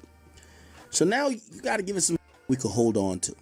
And let me just be honest with you what we'll hold on to. We want to see you. We want to learn about you. We want to know your personality, your humor. See, the problem, DG Academics, is that maybe Ice Spice's true colors. Her real personality is an actual, ugly personality that is self-centered and selfish. Now, this is all speculation in my opinion. Don't sue me, bro. Or don't sue me, sis, in this occasion. But I'm saying, maybe the real Ice Spice, Isis Gaston, is not who we really think she is. Or how she portrays herself to be. Maybe her real thoughts and her real opinions and how her real attitude comes out to other people. Maybe it's not something that you want to be around. And worse yet, what if she holds certain beliefs pertaining to the dark spiritual arts, communicating with, I hate to say it, but demonic forces? Like, y'all are so oblivious. Y'all that there's serpents all over the place. Serpents, snakes, apples. Everybody is mimicking Jesus. Like everything is mimicking the Bible. And but you gonna say, oh, what does that have to do with anything? A serpent? Deceitful. Being deceived. Hello? Have you read the Bible? You think these people are basing this stuff off of what? The Bible. Literally. Like the serpent. Taking all of these men and swallowing them. Deceiving. I'm deceiving you. You think I'm innocent. You think that everything about me is beautiful. But as soon as I get you in that bed, I'm gonna do you. And it's not even like I'm gonna do you the right way. As I'm gonna do you is I'm gonna seduce you and I'm gonna have you stuck. And not even stuck like that. I'm gonna have you stuck. I'm gonna have your soul. I'm gonna have you like, oh, you think you can be saved by Jesus? Oh, no. Doesn't have to do with talent. It's about playing the game. The industry's trying to control the way you MC. They want you to dress like this and talk like that. Wanted, dead or alive, new artists to sell their souls in the way they survive. The industry don't give a about you, but the industry couldn't make a dime without you. That's all I got for you, you polite. So yeah, Worship Warriors. And I know that my voice starts off kind of low and then it gradually increases in volume. So bear with me on that one. I'm trying to figure out why it does that on this platform. If I gotta switch to platforms, then I will, but I gotta figure that out. Either way, hopefully you guys' audio is coming in just fine. However, as you can see, as we already knew, the industry is always going to be used to push the agenda, propaganda, things like that. And the things that are being pushed is not only the Jezebel spirit, but also the spirit of homosexuality. It's in your food. You know what I'm saying? Homosexuality is in your food, men. You feel me? And they call it soy. They call it soy. That's how deceptive they are. They call it soy. Yeah, it produces a lot of estrogen within men. When you eat soy products, it is going to produce a high level of estrogen. It's going to bring down your testosterone, produce estrogen, and promote estrogen. So now you breaking wrist, right? You breaking wrist, and you don't even notice the change. You don't even really notice the differences. You just know that you're getting a little bit more emotional than usual. You're starting to grow man boobs. You know what I mean? You're starting to allow certain people to do certain things, and you're allowing it. You're just kind of, rolling over about it, right? You're more passive. You're less aggressive. And these are things that you do if you're looking to systematically destroy or take over a nation. You understand? You put all this type of shit in the food, but it's your choice. You have a choice to educate yourself, because what the book say? The book says that my people are destroyed for the lack of knowledge, because they reject knowledge, and therefore I shall reject them. Now, if you don't educate yourself on what you're putting in your body, right? Honestly, tell you the truth, and overconsumption is the problem. If it's little here and there, honestly, it's not a big deal. But overconsumption is always an issue. That's why, when people say, "Oh, well, you shouldn't drink," if you are a believer, well, no, that's bullshit. You shouldn't drink a shit ton. You shouldn't be a drunkard as a believer, right? But it's the overconsumption of alcohol that is the problem. Because in the scriptures it says wine makes men merry. So my thing is that the overconsumption, being a drunkard, that's what is something that is not permitted if you're a believer, right? So it's like this, right? When you're looking at your snacks and you go in your cupboard, listen, if you do regular grocery shopping and you don't really shop very healthy because you feel like, whatever, go in your cupboard right now, read all of your snacks, most of your products, whatever, and see how much soybean oil, soy this, soy that, how much is in there, how much xanthan, how many gums you have in there, xanthan gums, and all these different things that are man-made, processed things. Go in there and see how many things you have that include that. Go in there and see how many fruits and vegetables you purchase. Go in there and see how what is your diet looking like, and then look at yourself in the mirror, and then you decide what you're looking like based on what you got in your cupboards and what your diet is looking like. And you tell me, drop it in the comment section below. Come back and let me know. You know what I mean? Like, keep it real, especially men. Like, what's your diet looking like? And if you're somebody who does not do healthy grocery shopping, or don't grow your own crops, or hunt your own meals, food, whatever, hunt for yourself. If you're that type of person, you got a lot of stuff that you just kind of buy, whatever. Man, let me know what's your mental state like. Are you motivated, right? Are you self-motivated? You driven? What's your testosterone levels like? You know what I'm saying? Like, I want to know, especially if you've been eating this type of crap for years. Are you a diabetic? You know what I mean? I want to know all these things, because really it's the result of what diseases or what issues you're having. If you just pay attention, you'll see. Look at what you're eating, look what you're putting in your body, and pay attention to what they're pushing, what they're displaying, what the agenda, what the movement is. A lot of these people who are faking to be gay probably ain't really gay in the industry. They're probably just faking it. They're probably just putting on a show because they're getting paid to do so. Some of them more than likely probably really are that way, right? Because, they got bored and decided to start experimenting.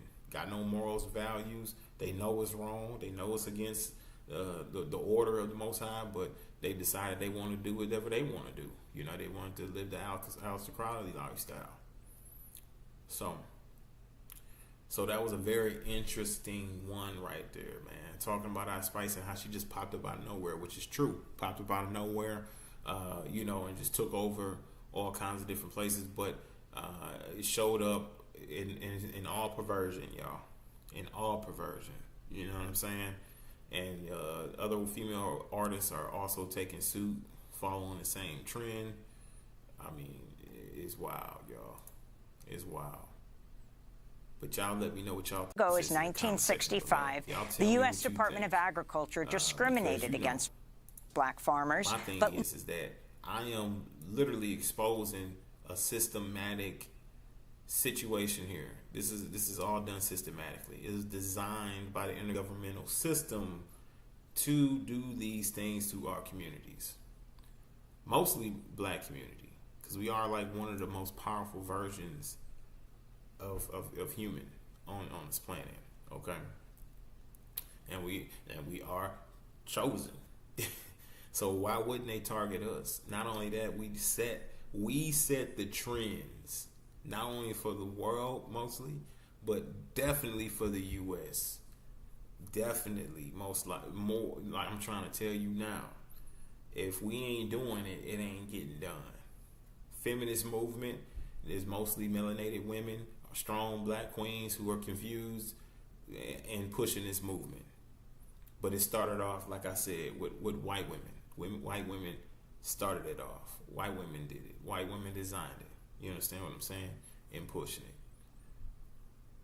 So, you know, it's just a lot of things. Like I said before, you know, now you see a pop of a lot of white artists who are doing drill music, looking like Peter from Family Guy.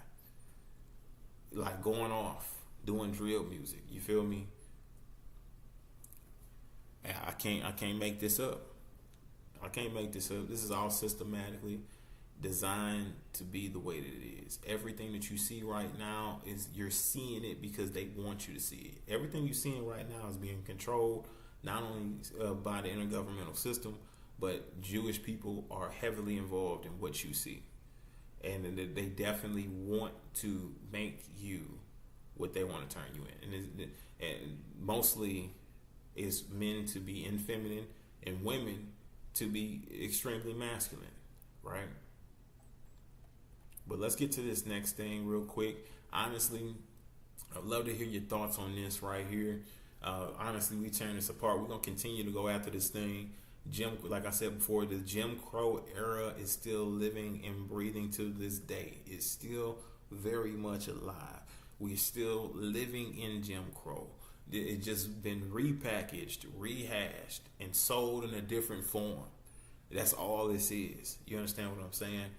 That's all this is. And, you know, that's why I am absolutely, this next video, what we're getting into next, is the number one. This is the reason why I will not hear another Caucasian person or white person or person from another culture say again, right? Say that we as a people who had to deal, our ancestors had to deal with international slave trade, well, that we should get over it, that we should move past it as a people, that we shouldn't use it as an excuse, right?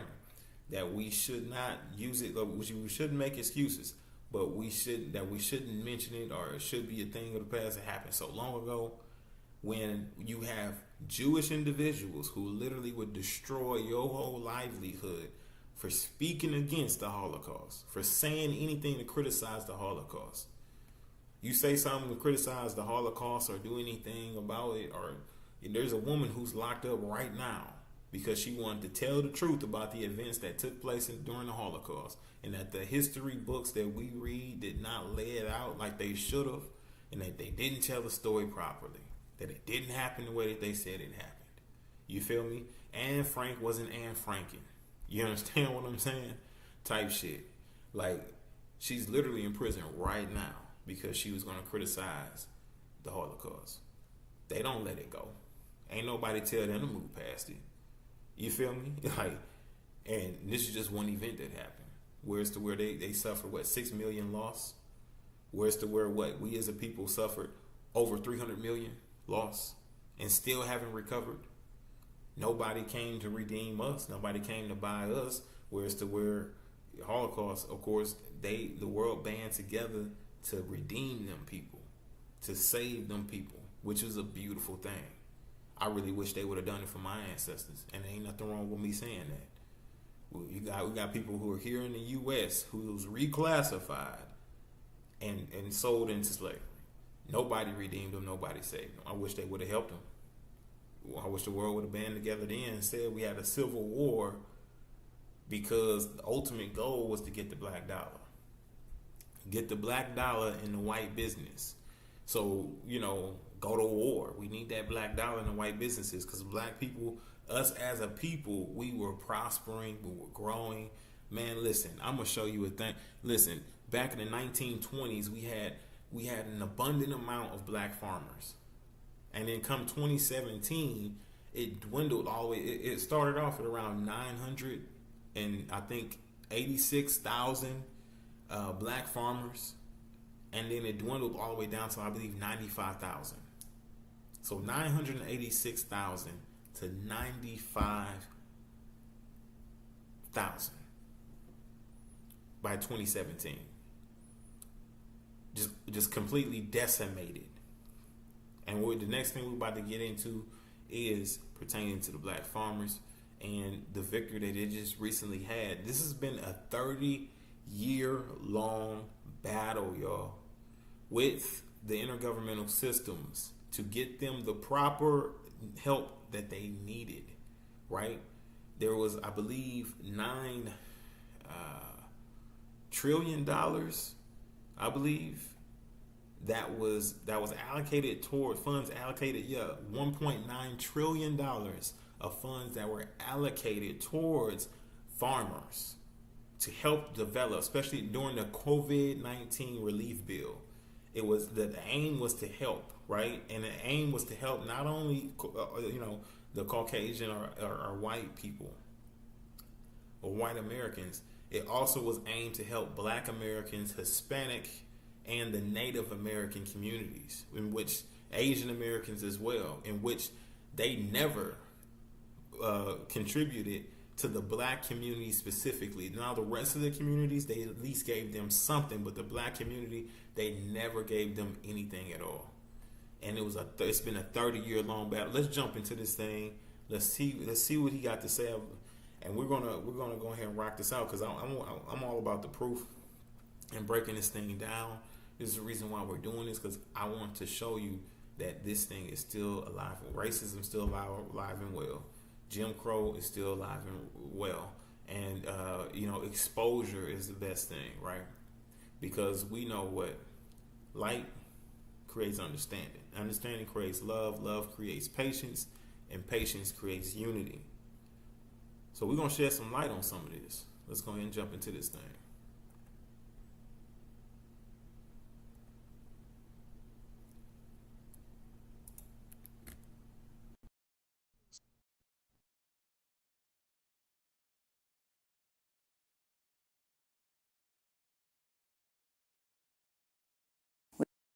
Show looking at a major provision in President Biden's $1.9 trillion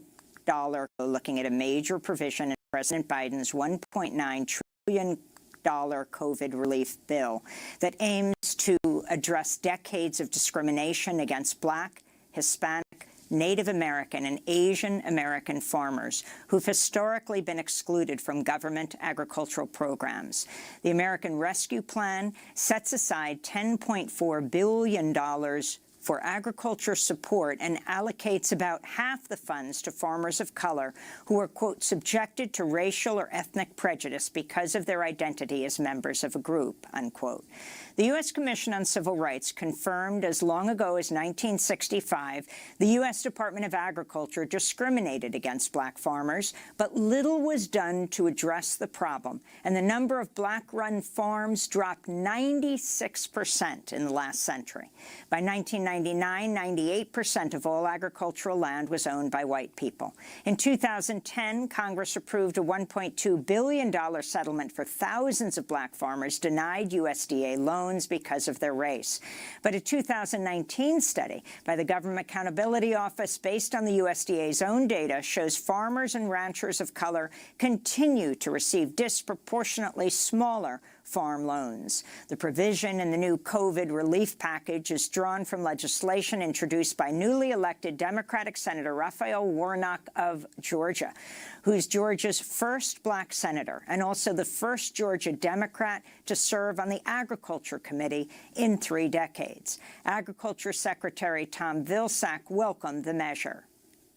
The history of USDA, unfortunately, involved a level of discrimination against a number of minority producers, Black farmers, Native American farmers, Hispanic farmers. And there's an effort, I think, with this package to try to deal not with the specific acts of discrimination, but the cumulative effect over a period of time.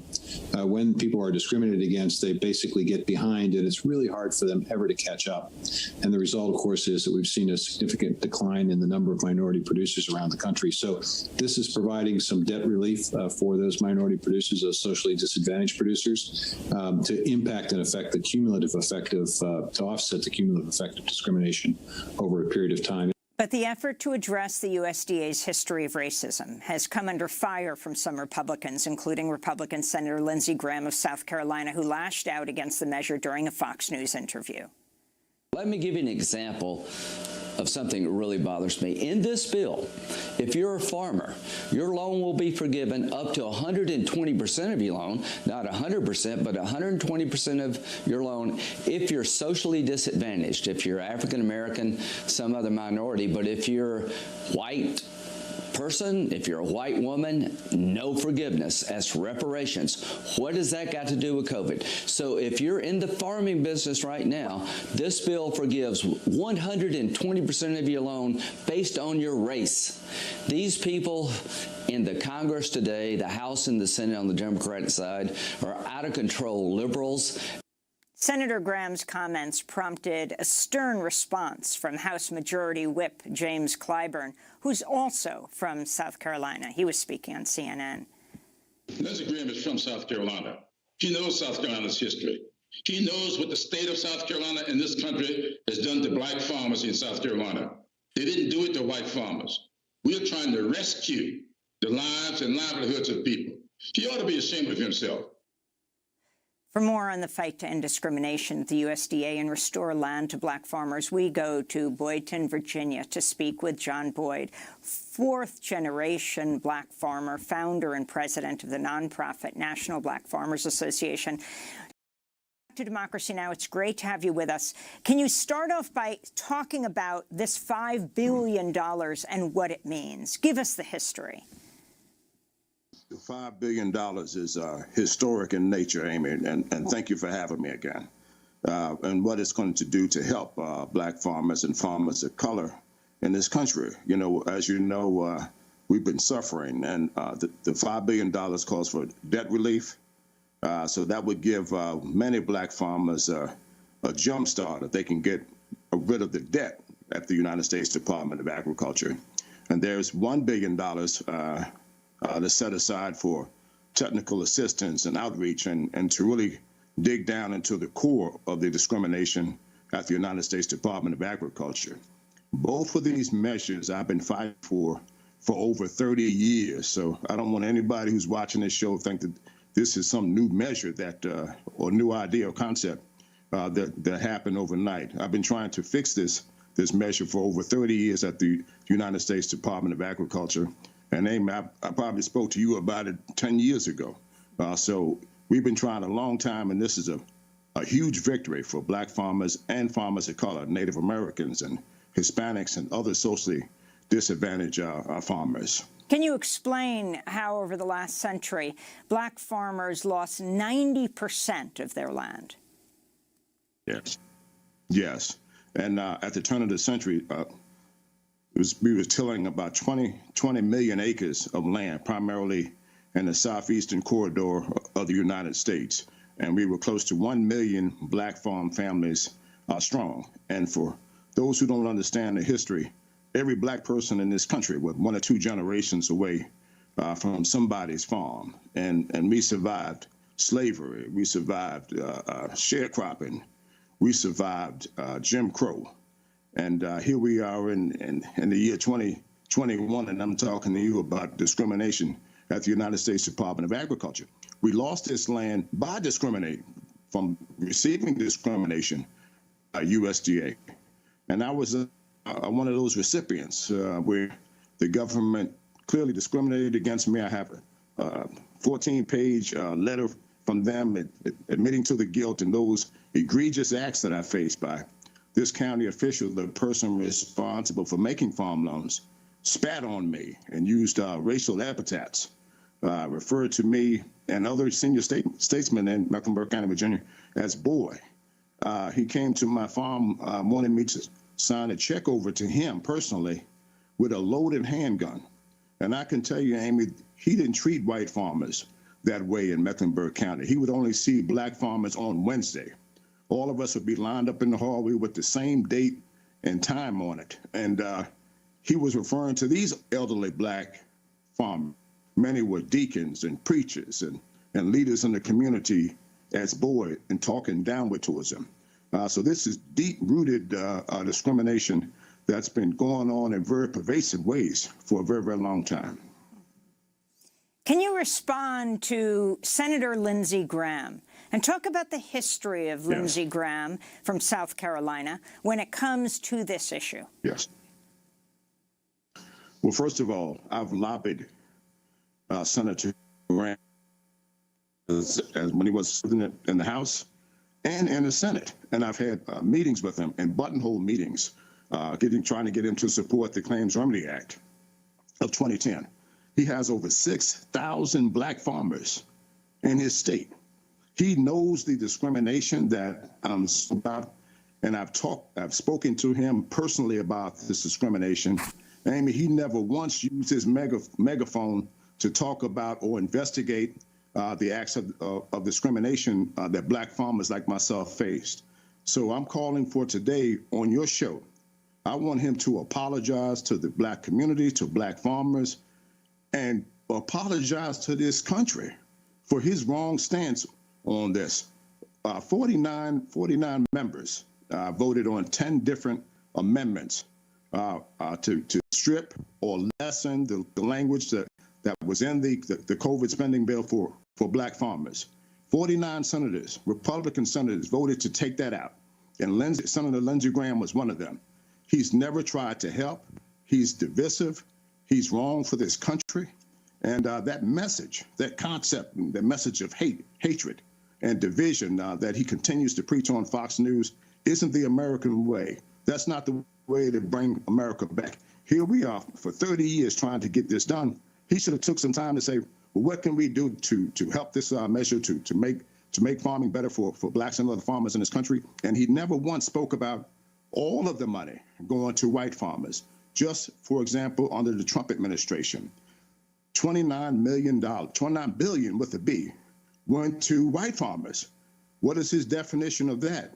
All of the subsidies and programs and loans and all of these incentives at USDA for all of these decades have went to white farmers. What is his definition of that?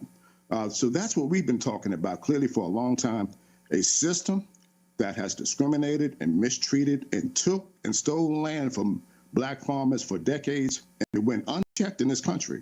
If he wanted to check something, he should have been checking about discrimination at USDA. He should have been checking about sharecropping in his historic states, South Carolina.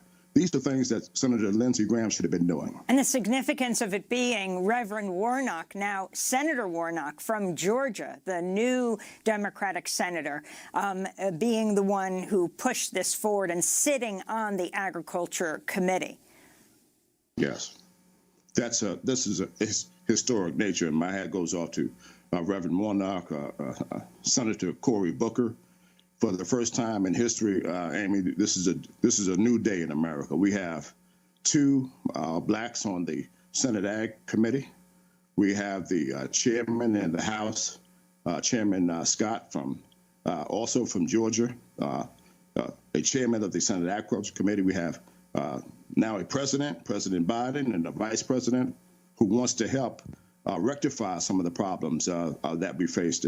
And I spoke to the president about this last February, and he committed to me that he would help me fix the issues at the United States Department of Agriculture. So I would like to recognize President Biden for signing that bill and making sure that we stayed in there. So my hat is off right now to this administration for doing the right thing and having the guts to stand up to people like Lindsey Graham and the other 49 senators who simply don't want to help people, black farmers and poor people in this country.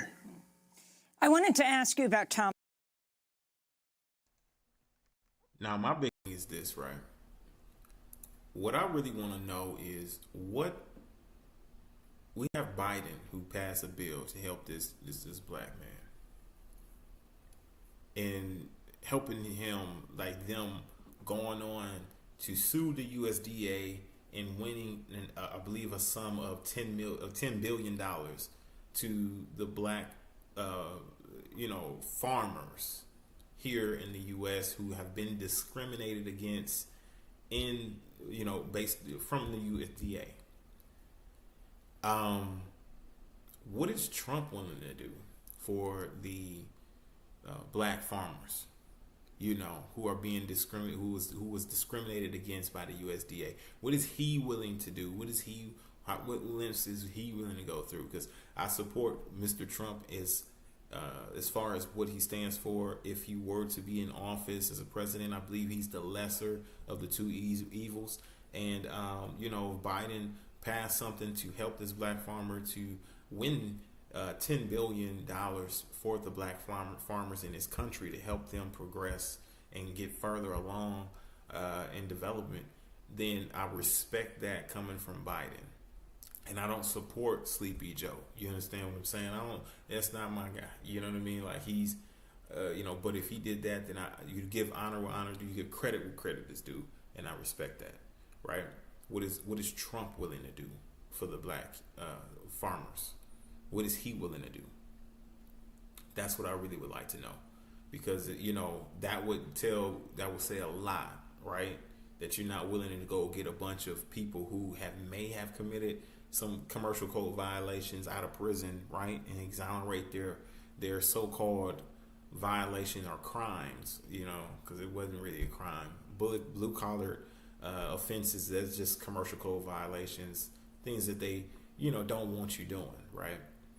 They don't like competition, so don't be in the business of giving them competition. But exonerating them, President Trump exonerated a lot of black men and got them out of prison, which is cool. But what are you willing to do to the backbone of our community, which is our black farmers? So that I would really love to have that as a question. When it comes to questioning President Trump, when it comes to questioning Kamala Harris, I want to know what she's willing to do for black farmers. I want to know what she's willing to do for anyone in the community that's black. I want to know what they're willing to do for our community. That's what I would like to know.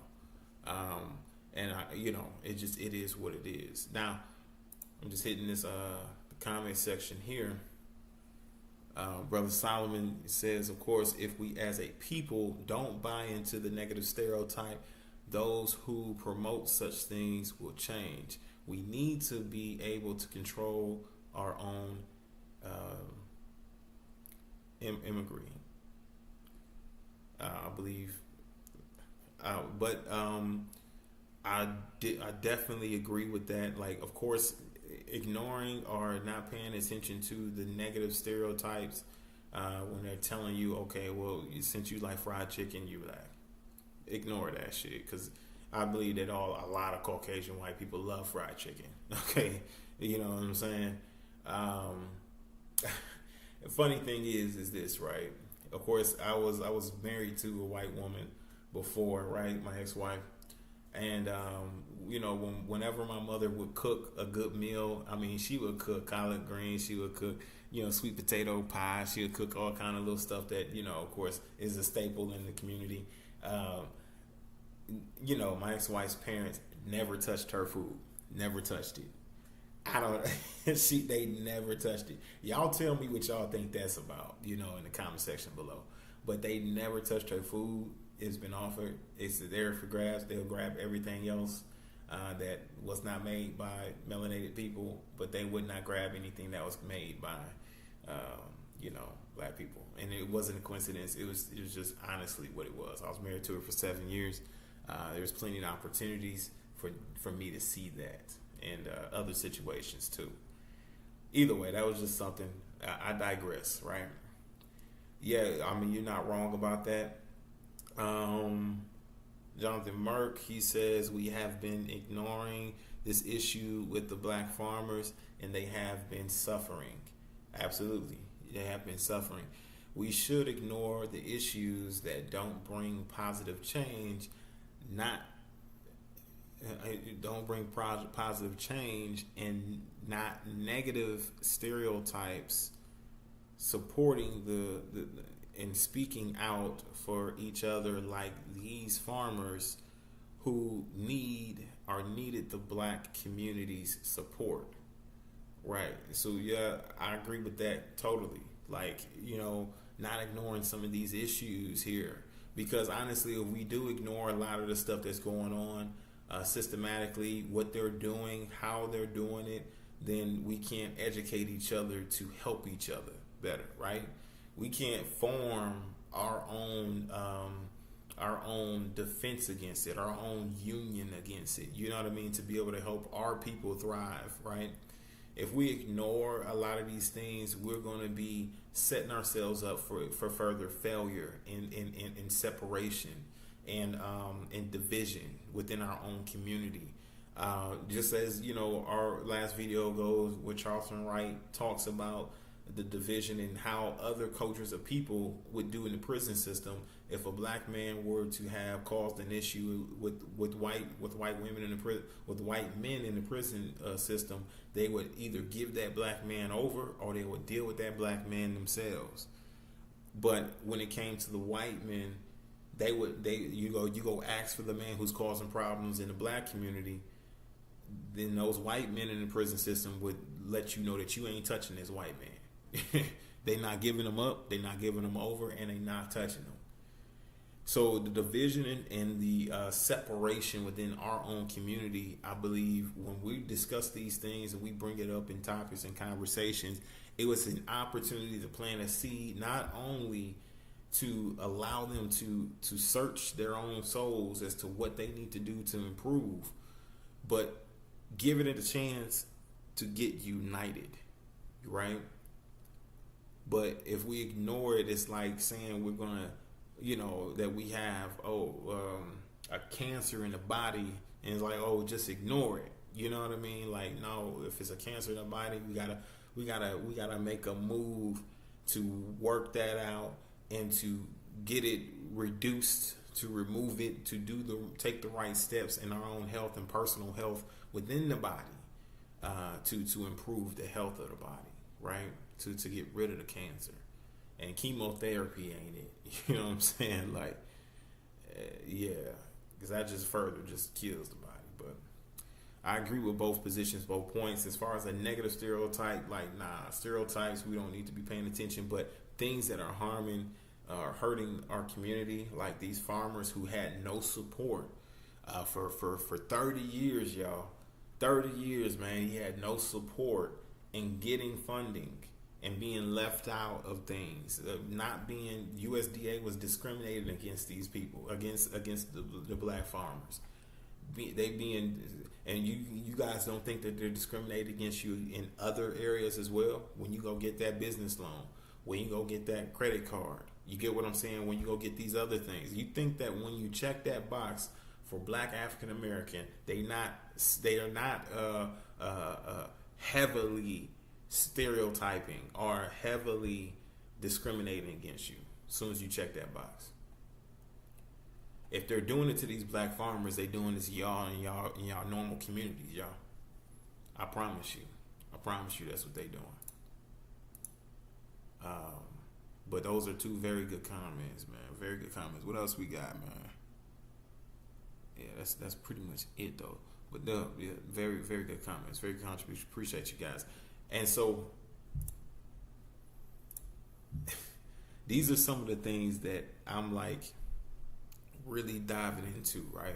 Really doing more research on and want to shed a lot more light on. You know what I'm saying? I mean, relationships within our community is really important because that develops a strong, healthy union. Whether you feel you would like a relationship style of monogamy or poly or polygyny, being able to identify some of the issues and problems, not only within ourselves as men, but also within our women, and women identifying the issues within themselves. That's the only way. If we expose it and we talk about it, we bring it to light, that's the only way we can be able to promote and provoke a change within our communities. These naysayers out here, people who talk, people who do all this, and other cultures, other communities who want to stereotype, man, listen. They don't know the struggle. They don't know exactly what's going on or what we need to do to fix our own selves within our own community. So they can talk all they want, ignore it. We're gonna blow past them. They ain't got nothing to do with the mission that we on. You understand what I'm saying? The mission is to fix things. Is to promote a change, and in progression. We need to get back to what we were with our unity. You understand what I'm saying? When we band together against a lot of these things that's happening, where's the outrage? Where's Black Lives Matters with the black farmers who fought for over 30 years to stop being discriminated against in these farms? Fought over 30 years, y'all. And my thing is this, right? Let me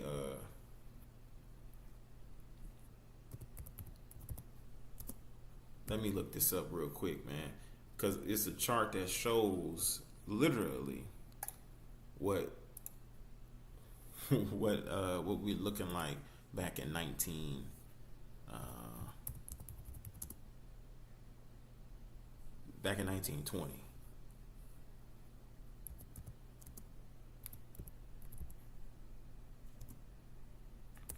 Let me see if I can find that diagram real quick.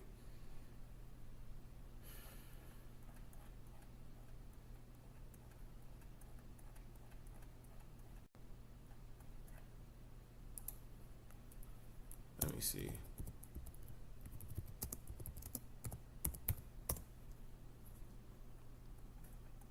There we go, right there. Is it this one? Let's see the chart. Somewhere. Come on now.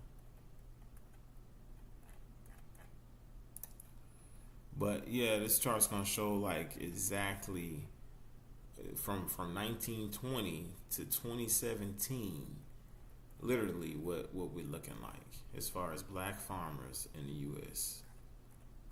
And it's sad, y'all. It's real sad.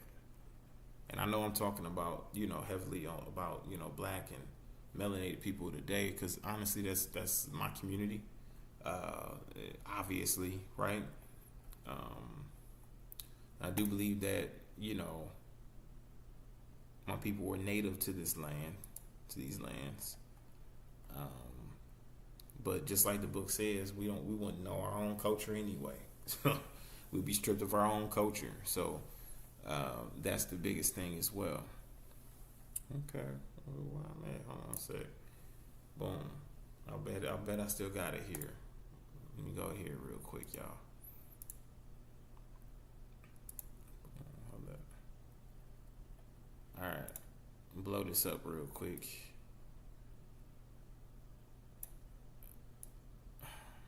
All right. So hopefully y'all can see that right there. I'm gonna cover that up. Boom. Yup. So this is the chart statistics, and by 2017, it could have improved by now. I'd have to dive a little deeper into it as far as like where the numbers at currently. Because like I said, it could have improved by now. But 950,000 black farmers back in 1920, right? We're pretty heavily populated in the South. See that whole region, heavily populated in black farming in the South. And then of course on the outskirts here in the Midwest a bit, West Coast, you know what I mean? Now in 2017, very, very thin, been thinned out like crazy. And they say this is a result to a lot of discrimination in land and them buying up a lot of the black farmers' land. Or taking it from under them, you know what I'm saying? And that's what this is resulting to. But a lot of this stuff is only happening because we're allowing it. If they can divide us and they can separate us and get us to not stand up for each other or with each other, then they can be able to make moves like this. They can be able to destroy our communities by allowing somebody by the name of Martin Luther King to take a position of peace and promote desegregation, to desegregate our communities, so we can be able to go into white establishments and be received and not be turned away. That's how they can be able to destroy our communities. And a lot of y'all probably like, man, what you mean? Well, before they assassinated Martin Luther King, he went on record to say in an interview, I believe, he said, I feel like that I brought my people, and I'm not quoting this, I'm going to paraphrase it because I forgot exactly what he said. But he said, I feel like I brought my people out of a burning house, and out of one burning house and into another. And the reason why he said that is because once desegregation happened and it opened up all these different right establishments, I call it the white ice effect. Now we have black people who are driving clear across town to the white establishments just to buy a bag of ice because they felt like the white ice was smoother. Because they said the white ice was smoother. That's why they went down there clear across town to buy the white ice. All while the local black ice maker was suffering in his business. Right? Eventually you gotta close them doors, you going here enough, they going there. They not staying within their own communities and circulating that dollar within the community anymore. Building up our own community so much that they had to destroy Tulsa, Oklahoma because they got envious of the progress of those black people that were doing amazing. Tulsa, Oklahoma was Black Wall Street, much like almost like Atlanta is today, which Atlanta is full of course, homosexuals and disease-ridden people. But that's just something that's been there. But they're still doing an amazing job in Atlanta. But back then, they were doing so fantastic. They had, I'm talking, some of the cream of the crop people. But that's what you get. This is what comes from it. And the only reason why I'm talking about these things right now, today, is because that this happened just not long ago, a month ago, where these people have received the reparations. They were able to get $10 billion to these black farmers for being discriminated against for over 30 years, y'all. How does this fly under the radar for NAACP or anybody else who wants to stand for people who wants to discriminate? How does this fly under the radar? How? It's an ingenious plan. It's an ingenious strategy. Why not be quiet about it? Be silent. Why not maneuver differently? Why not draw up a different game plan? Be a little bit more quiet about it. Because we see that the money's supposed to be coming from the backs of these black people. Just like we built the country. Just like we built this country to what it was or what it is. Continuing to build it by siphoning the black dollar out of the community. We don't even walk out the front door and trust the black person next to us no more. I remember, when you see a black man in a store full of other culture of the people, you get the head nod.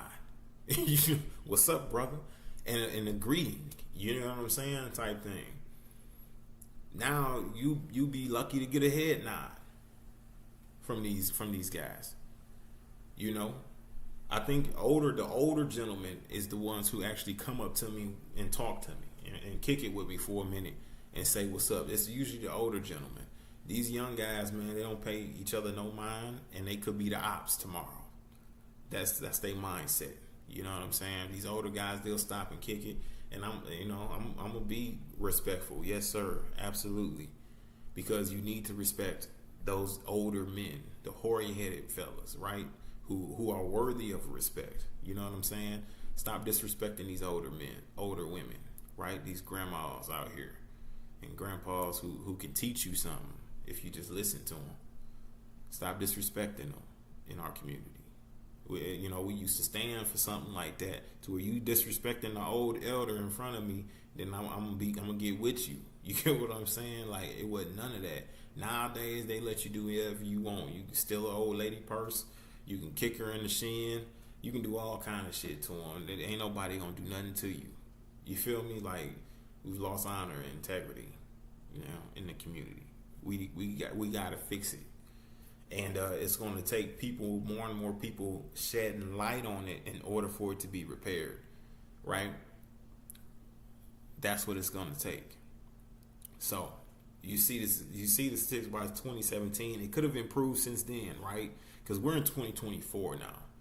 So, and they've just reached the victory of getting that 10 billion for the black farmers, and these numbers may increase and improve, y'all. These numbers may increase and improve, and I would be damn happy for it. Right? So yeah. Here are the stars of our show. I am your host, Ryan Seacrest. Love is back. Yes! There it is. Yeah, baby. Let's have some fun. The NAACP has noted New York City. Vilsack had lied to conceal decades of discrimination against black farmers. Vilsack had also past head of the USDA. The NAACP has noted Vilsack had lied to conceal decades of discrimination against black farmers. The NAACP president, Eric Johnson, responded to Biden's nomination of Vilsack to head the USDA, calling it extremely problematic for the African-American community. He cited the 2010 controversy when Vilsack served as agriculture secretary during the Obama administration and fired Shirley Sherrod from her USDA position overseeing rural development amidst a misunderstanding over racial comments. Vilsack would later apologize. Johnson told the Washington Post, quote, "We think that an individual who unjustifiably fired Shirley Sherrod, who is a civil rights icon, a legend who worked with John Lewis, should not be considered. We should not go backward. We should go forward." Well, in fact, Vilsack is once again the head of the USDA. John Boyd, have you spoken to him, and what are you demanding? Well, two things. Yes, I have spoken to him. And one of the things that President Biden also committed to me during our one-on-one visit in South Carolina, that there would be change in leadership at USDA. So when they announced that Secretary Vilsack was coming back to USDA, he was not my pick, and he wasn't the pick for black farmers. He was the pick that President Biden wanted to come back. I wanted new blood, new leadership, someone would take a much more aggressive campaign against this discrimination at the United States Department of Agriculture. And Amy, when I lobbied all of those years for the Claims Remedy Act of 2010 that put in place $1.25 billion for black farmers, Secretary Vilsack was, in my opinion, too slow to act. I didn't get the help on Capitol Hill, neither in the House or the Senate. And Valerie Jarrett from the White House the last 5 or 6 months got on board and began to campaign to help me pass that measure in the House and Senate. So I didn't think he was the right person, but I spoke to him here a couple of days ago, and he congratulated me on the measure in the bill. But I also urged him to put in swift action to make sure that these payments and the debt relief and all of these measures, the outreach and technical assistance, reach black farmers and farmers of color expeditiously, not to sit on it and try to figure out how a plan of action. If we can get $1,400 in the mailbox and direct deposit into Americans, then we can disperse and relieve debts for black and farmers of color expeditiously, and I urged him to do that.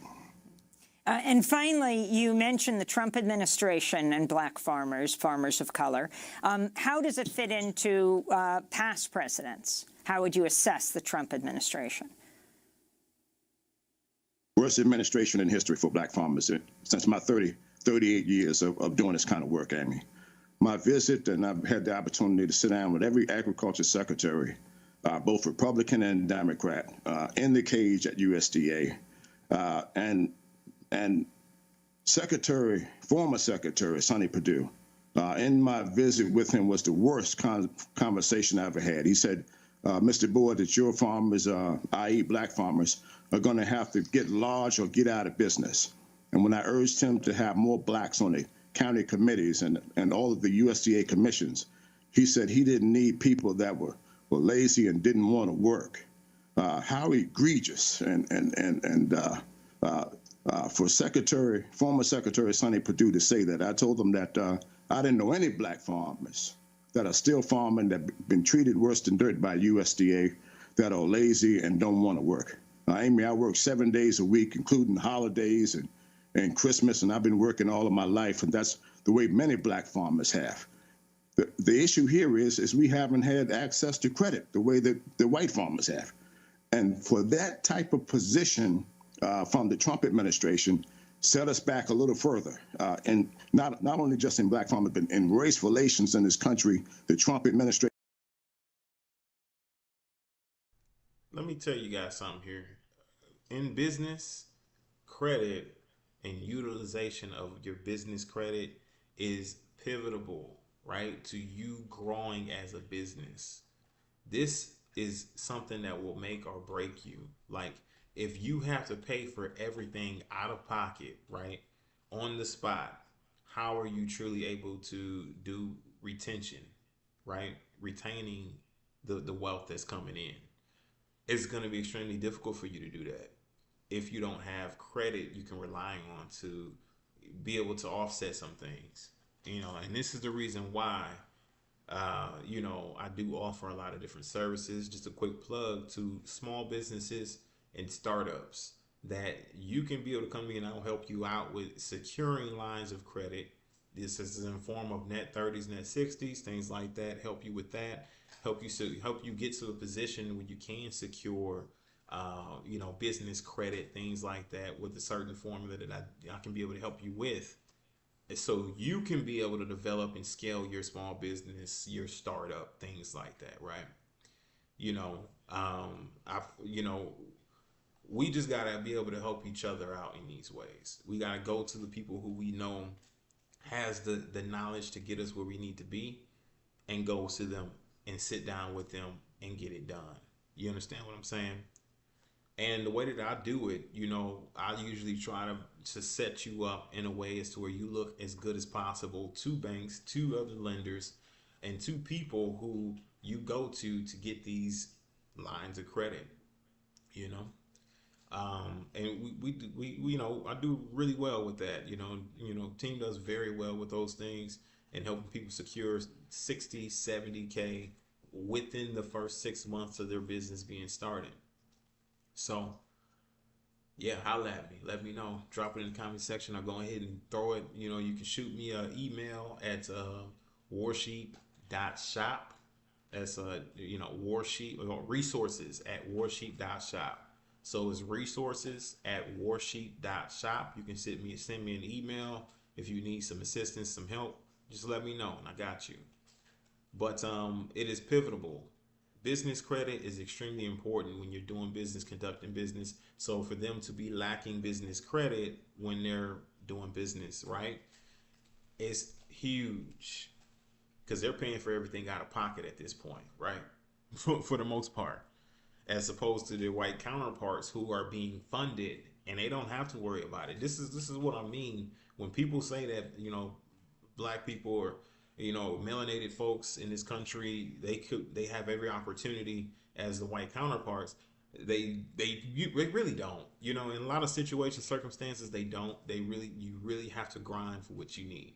You have to grind for it. You have to make things happen. You have to force these things to get done. And that's what makes us such a peculiar people, is because guys like John Boyd Jr., which is a really typical cowboy, black cowboy farmer type name, though. A strong, very strong black farmer, cowboy type name. You know what I'm saying? If I could think about a black farmer, I would think one of the names would be John Boyd Jr.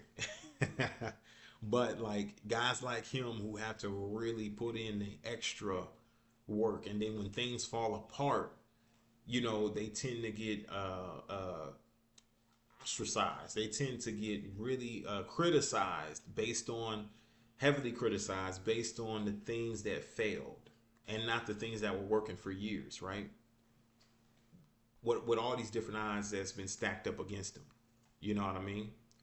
So I just really wanted to point out that fact. Like, it's difficult when you're scaling a business and you're paying for everything out of pocket. You got no credit, no lines of credit, nothing to help you offset that or retain your wealth that's coming in from sales. Set black people and divided this country, and our former Secretary Sonny Perdue was at the core of that, taking the land away from black farmers. He didn't even have an assistant secretary for civil rights, a position that I lobbied for and campaigned for many years to get into the Farm Bill. They didn't even fill that position. So what does that tell you about the Trump administration's commitment on civil rights and resolving complaints from Black and other socially disadvantaged farmers? Sonny Perdue gets an F from me, and I hope he heads to retirement in politics, because he really done a bad number on Blacks and other farmers of color in this country.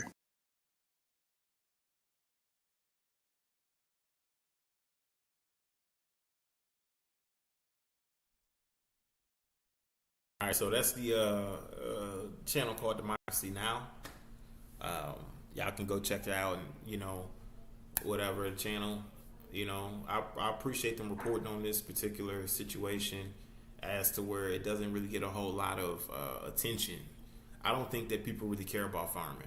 Even though it is one of the things that you go to a grocery store, a lot of that comes from farms, yo. It don't all come from overseas. It don't all come from China. You understand what I'm saying? A lot of it comes from farms, y'all. You know what I'm saying? In California and Florida, things like that.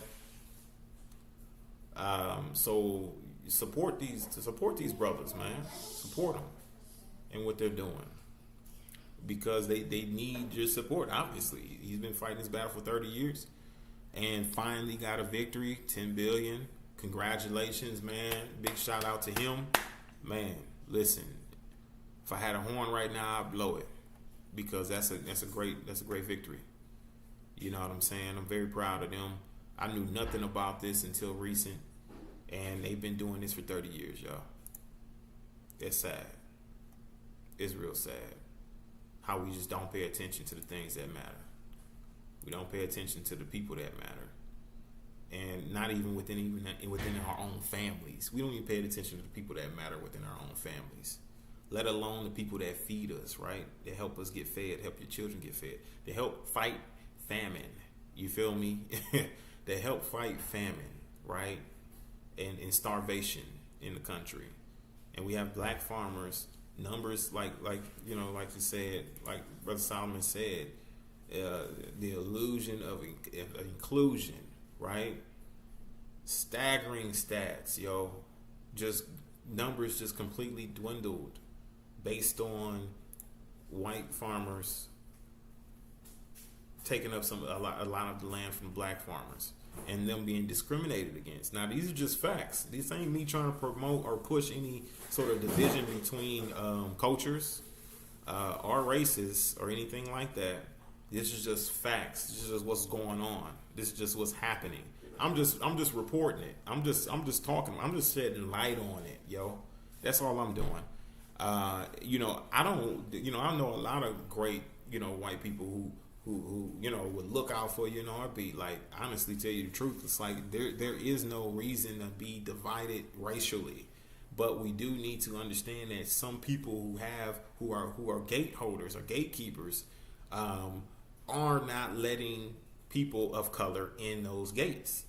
And it's just something you gotta make mention of. It's something you gotta bring to light. It's something that has to be said, because there was a whole movement called the Civil Rights Movement, where people literally lost their lives for your black ass to sit down there and not even try to say nothing about nothing that's going on in the community, to where people are getting discriminated against. People literally were getting sprayed by water hoses, bit by dogs, all this other shit, whipped, castrated, all kind of things, just so you can sit back and take, and ignore what the truth is, because they've already systematically divided you.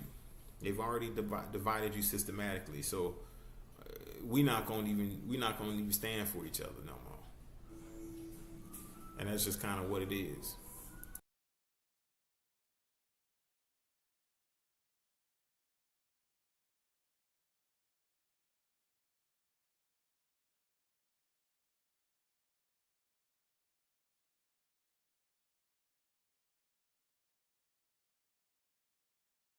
But all right, so we're gonna get into this next thing.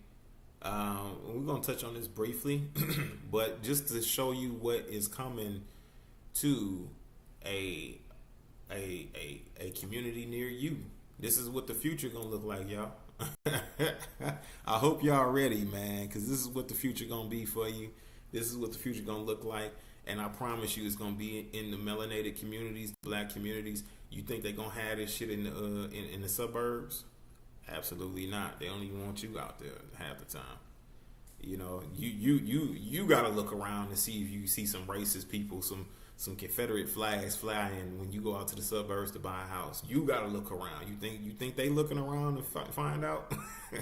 Nah. Some people get to move comfortably without having to think about whether they would be discriminated against or whether they would experience racism in a certain area. Some people can move very freely in that way, and that would be mostly Caucasian or European people who don't even have to think twice about it. Whereas you know, melanated people, black people, brown people, or, you know, just melanated people as a whole, you got to consider it. There's not one melanated person who has went to a suburb to purchase a home who has not thought about whether they would have a racist neighbor. Not one. Right? So let's get into this thing.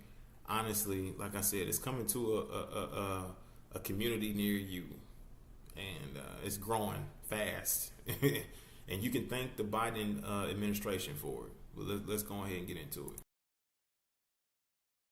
An illegal migrant from Honduras was arrested after he was accused of stabbing a teenage girl at a baseball game in Indiana on Saturday. This coming report reveals migrants are making up 75% of the arrests in some parts of New York City. Multiple arrests with the same people. Griff Jenkins is here with more. Griff. Yeah, good morning, guys. Look, the border crisis really hit home in the Midwest this weekend. Let's start there. Previously deported illegal immigrant from Honduras was arrested Sunday, authorities said, following an intense manhunt in Indiana after he was deemed a person of interest. Here he is. You see him, Dimas Gabriel Yanez, 26 years old. Now, the Lake County Sheriff's Office says the manhunt began Saturday after a 14-year-old girl was stabbed in the hand with a butcher-style knife while at her brother's baseball game. When the girl's mother tried to help, the migrant also tried to stab her before fleeing. Now, the teen girl is okay, was treated and released from a hospital. Yanez was apprehended Sunday after cops spotted him running through a cornfield. Investigators said he was in the process of trying to cut his hair to change his appearance and evade law enforcement. The sheriff's office said Yanez had been previously deported to Honduras in 2018 and, quote, may have been engaged in criminal activity across the United States since returning illegally. Meanwhile, as you mentioned, Ainsley, in New York, police sources tell the New York Post 75%, 3 out of 4 arrests in Midtown Manhattan for crimes like assault, robbery, domestic violence are migrants. In parts of Queens, they say the figure is more than 60%. And guess what? They blame sanctuary laws for the spike. And it's interesting to point out, Mayor Eric Adams has been calling on the city council to change those sanctuary laws, try and get it under control. And finally, if you dig a little deeper in this New York Post article, it talks about the rise of that Tren de Aragua, that dangerous Venezuelan gang that's taken a foothold in parts of the country like Aurora, Colorado, and in New York City. Remember, they were tied to the shooting of 2 NYPD officers. They say this threat is growing by the day. Guys? And so you can see, right? We got migrants coming from Venezuela, all kinds of places. They're forming gangs or whatever, or they're a gang that comes over, and they're kicking in doors. They're extorting people in their homes to pay certain amounts of money if they want to have protection, I guess, or whatever. But then you have other, like this young man, 26 years old, who stabbed someone in the hand and also attempted to stab another woman, the mother, who was trying to help her. As well, but also who was deported and seemed to have made it right back to the U.S. to commit more crimes. Now, my thing is that, of course, this is going to be a huge spike. You already got 100,000 immigrants or migrants who were transported not from Texas up to New York. Of course, you got the governor here who's shipping them out literally by the truckloads. But you're going to start seeing a lot of this in the black communities. It's going to start developing heavy. And I remember here in Houston, when Katrina happened, and the reports of violence and the spike of just murders and just robberies and things like that, it literally like leaped. And it was a rough time for Houston back then, where you had people that was coming from New Orleans settling here in Houston, you know, based on Katrina, and shit was just going crazy, y'all. I don't see how this wouldn't happen, or it wouldn't happen the same way. Like literally, they've recently evicted, I believe, at least 40,000 families from different shelters down over in New York. So a lot of these people are going to be out on the streets, you know, in tents. Is going to increase the homeless numbers quite a bit, you know, from people who aren't even citizens here. And my thing is that we're seeing this happen, right? We're seeing the borders opened up. We're seeing all these things, but I would not be surprised. I promise you, I wouldn't be surprised if this helps them with human trafficking. If this helps them, if they were to have these open borders with human trafficking and trafficking your sons and daughters across, you know, into other countries. I mean, why wouldn't it help them? If this guy has committed so many crimes here in the U.S., was deported in 2018, is now back committing more crimes, violent crimes, why wouldn't it? Because a lot of these people, it's a catch and release. They're not in the system for them to be able to hold them. So it's a catch and release. They don't have a social, they don't have birth certificate, none of that stuff. It's a catch and release. They can't keep them. They can't hold them. They don't have any papers here. You know what I'm saying? So there's literally no consequence. There's literally no consequence other than deportation, in which they still can find their way back. But, you know, something tells me that the bottom line is that there's so much money to be made in human trafficking that, and then a lot of these politicians allegedly, or I'm going to say allegedly take part in a lot of this like activity with human trafficking and things like that. Biden administration, Kamala Harris, I would not doubt it for a second if it were to come out that way. We got, you know, Hunter Biden, who does drugs, on drugs. It's been confirmed. They're finding coke in the White House. Somebody running dirty. You understand what I'm saying? But this just seems like it'll be a cover up. Everybody's talking about these migrants inhabiting certain places, taking jobs, taking this and getting that. But what if this is just a front and a distraction because they need these smugglers to get in here, you know, steal your sons and your daughters and get them into other countries, get them sold, make more money off of selling them into sexual slavery. I wouldn't doubt it. Hopefully you guys you have watched that movie called The Sound of Freedom. That movie that in which they were trying so hard to suppress, like Disney, some of the bigger people in Hollywood tried so hard to suppress the movie Sound of Freedom. And when it finally dropped, of course I saw it in theaters. It's heartbreaking what they do, y'all. It's heartbreaking. And it'd be people that you wouldn't think that should be up to that and in that type of world and up, you know, and doing that activity. It'd be them who's doing it, really. Politicians can be able to definitely make that happen without a problem, y'all. But just, you gotta pay attention, be on the lookout for that, right? And always be in prayer.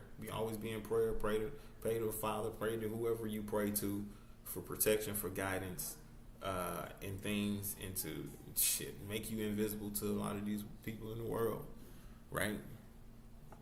Stay close to them. But this is definitely a definite a major threat. And like I said, the underlining, it just seems like it gives them a better opportunity to get people in here for human trafficking. I would not be surprised if it came out. This is the year 2024, year of truth. The truth is coming out. We're going to see what happens 2025. We're going to see what happens. See if it comes out. And if it comes out, listen, I'm going to come back to this video. I said it. I said it. I don't believe that I'm wrong in that, man. You know, this is discovered. It's discovered. I think a couple days ago, I was talking to somebody, and I think they were going to watch the news, the mainstream media. I was like, hey, man, if you want somebody to lie to you, then I can just lie to you. It is what it is. Like he's like, well, no, I'm just trying to get the weather. So I'm like, I can tell you the weather. Shit. I'm like, oh, it's cloudy with a 70% chance of rain. I just took a little glimpse at the window. I was like, it's cloudy with a 70% chance of rain. And then so I got on my phone. I was like, man, let me look up this weather real quick. I looked up the weather, and it said today would be cloudy with a 70% chance of rain. I was like, wow, this is crazy. That's too much of a coincidence. What, like I don't miss. You understand? I don't miss. All right, y'all. So I really appreciate you guys joining me for today. I really appreciate you joining me for the live stream today. Talking about a lot of great issues, man, that really needed to have some light shed on it. Honestly, drop it in the comment section below. What your thoughts is. How do you feel about these things? Should we be speaking up more on these situations, especially with the black farmers and things that are obviously being influenced within our community? We should have more of an infrastructure that's going to combat these things that they wish to push off on us. You know what I mean? Because they're forcing us to consume it. And like I said, we are the leaders in a lot of different trends. We are trendsetters. We are innovators. We are creatives. You know what I mean? Like, so you know, a lot of the world goes based on what we do. I'm not gonna lie. You know, of course, other cultures, other communities, like they also play that part, and they have their culture as to where people do follow them as well. But I believe that we have a huge influence on multiple cultures. You know, on a lot of cultures, but. You know, no offense to anybody out there. You know, I love all cultures of people.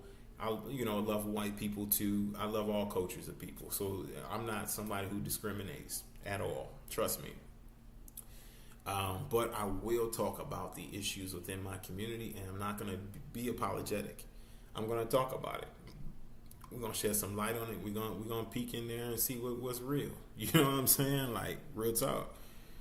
Because ultimately it's going to affect my life. It's going to affect my children's life, my future generations' life, and whatever I do not to help them, that'll be on my conscience, that'll be on me as well. But we're going to go ahead and wrap this thing up. Listen, just remember, we got to shed light on these issues, because light creates what? Understanding. Understanding creates love. Love creates patience, and patience creates unity. That's Malcolm X, y'all. So let's be unified in the spirit. I'm your host, Barack. Don't forget to like this video, comment, subscribe, share it with whoever may benefit from it. You know what I mean? And, you know, let me know what your thoughts is in the comment section below. This is your host, Barack, and we will see you in the next one. See you next Sunday. All right? Peace and shalom.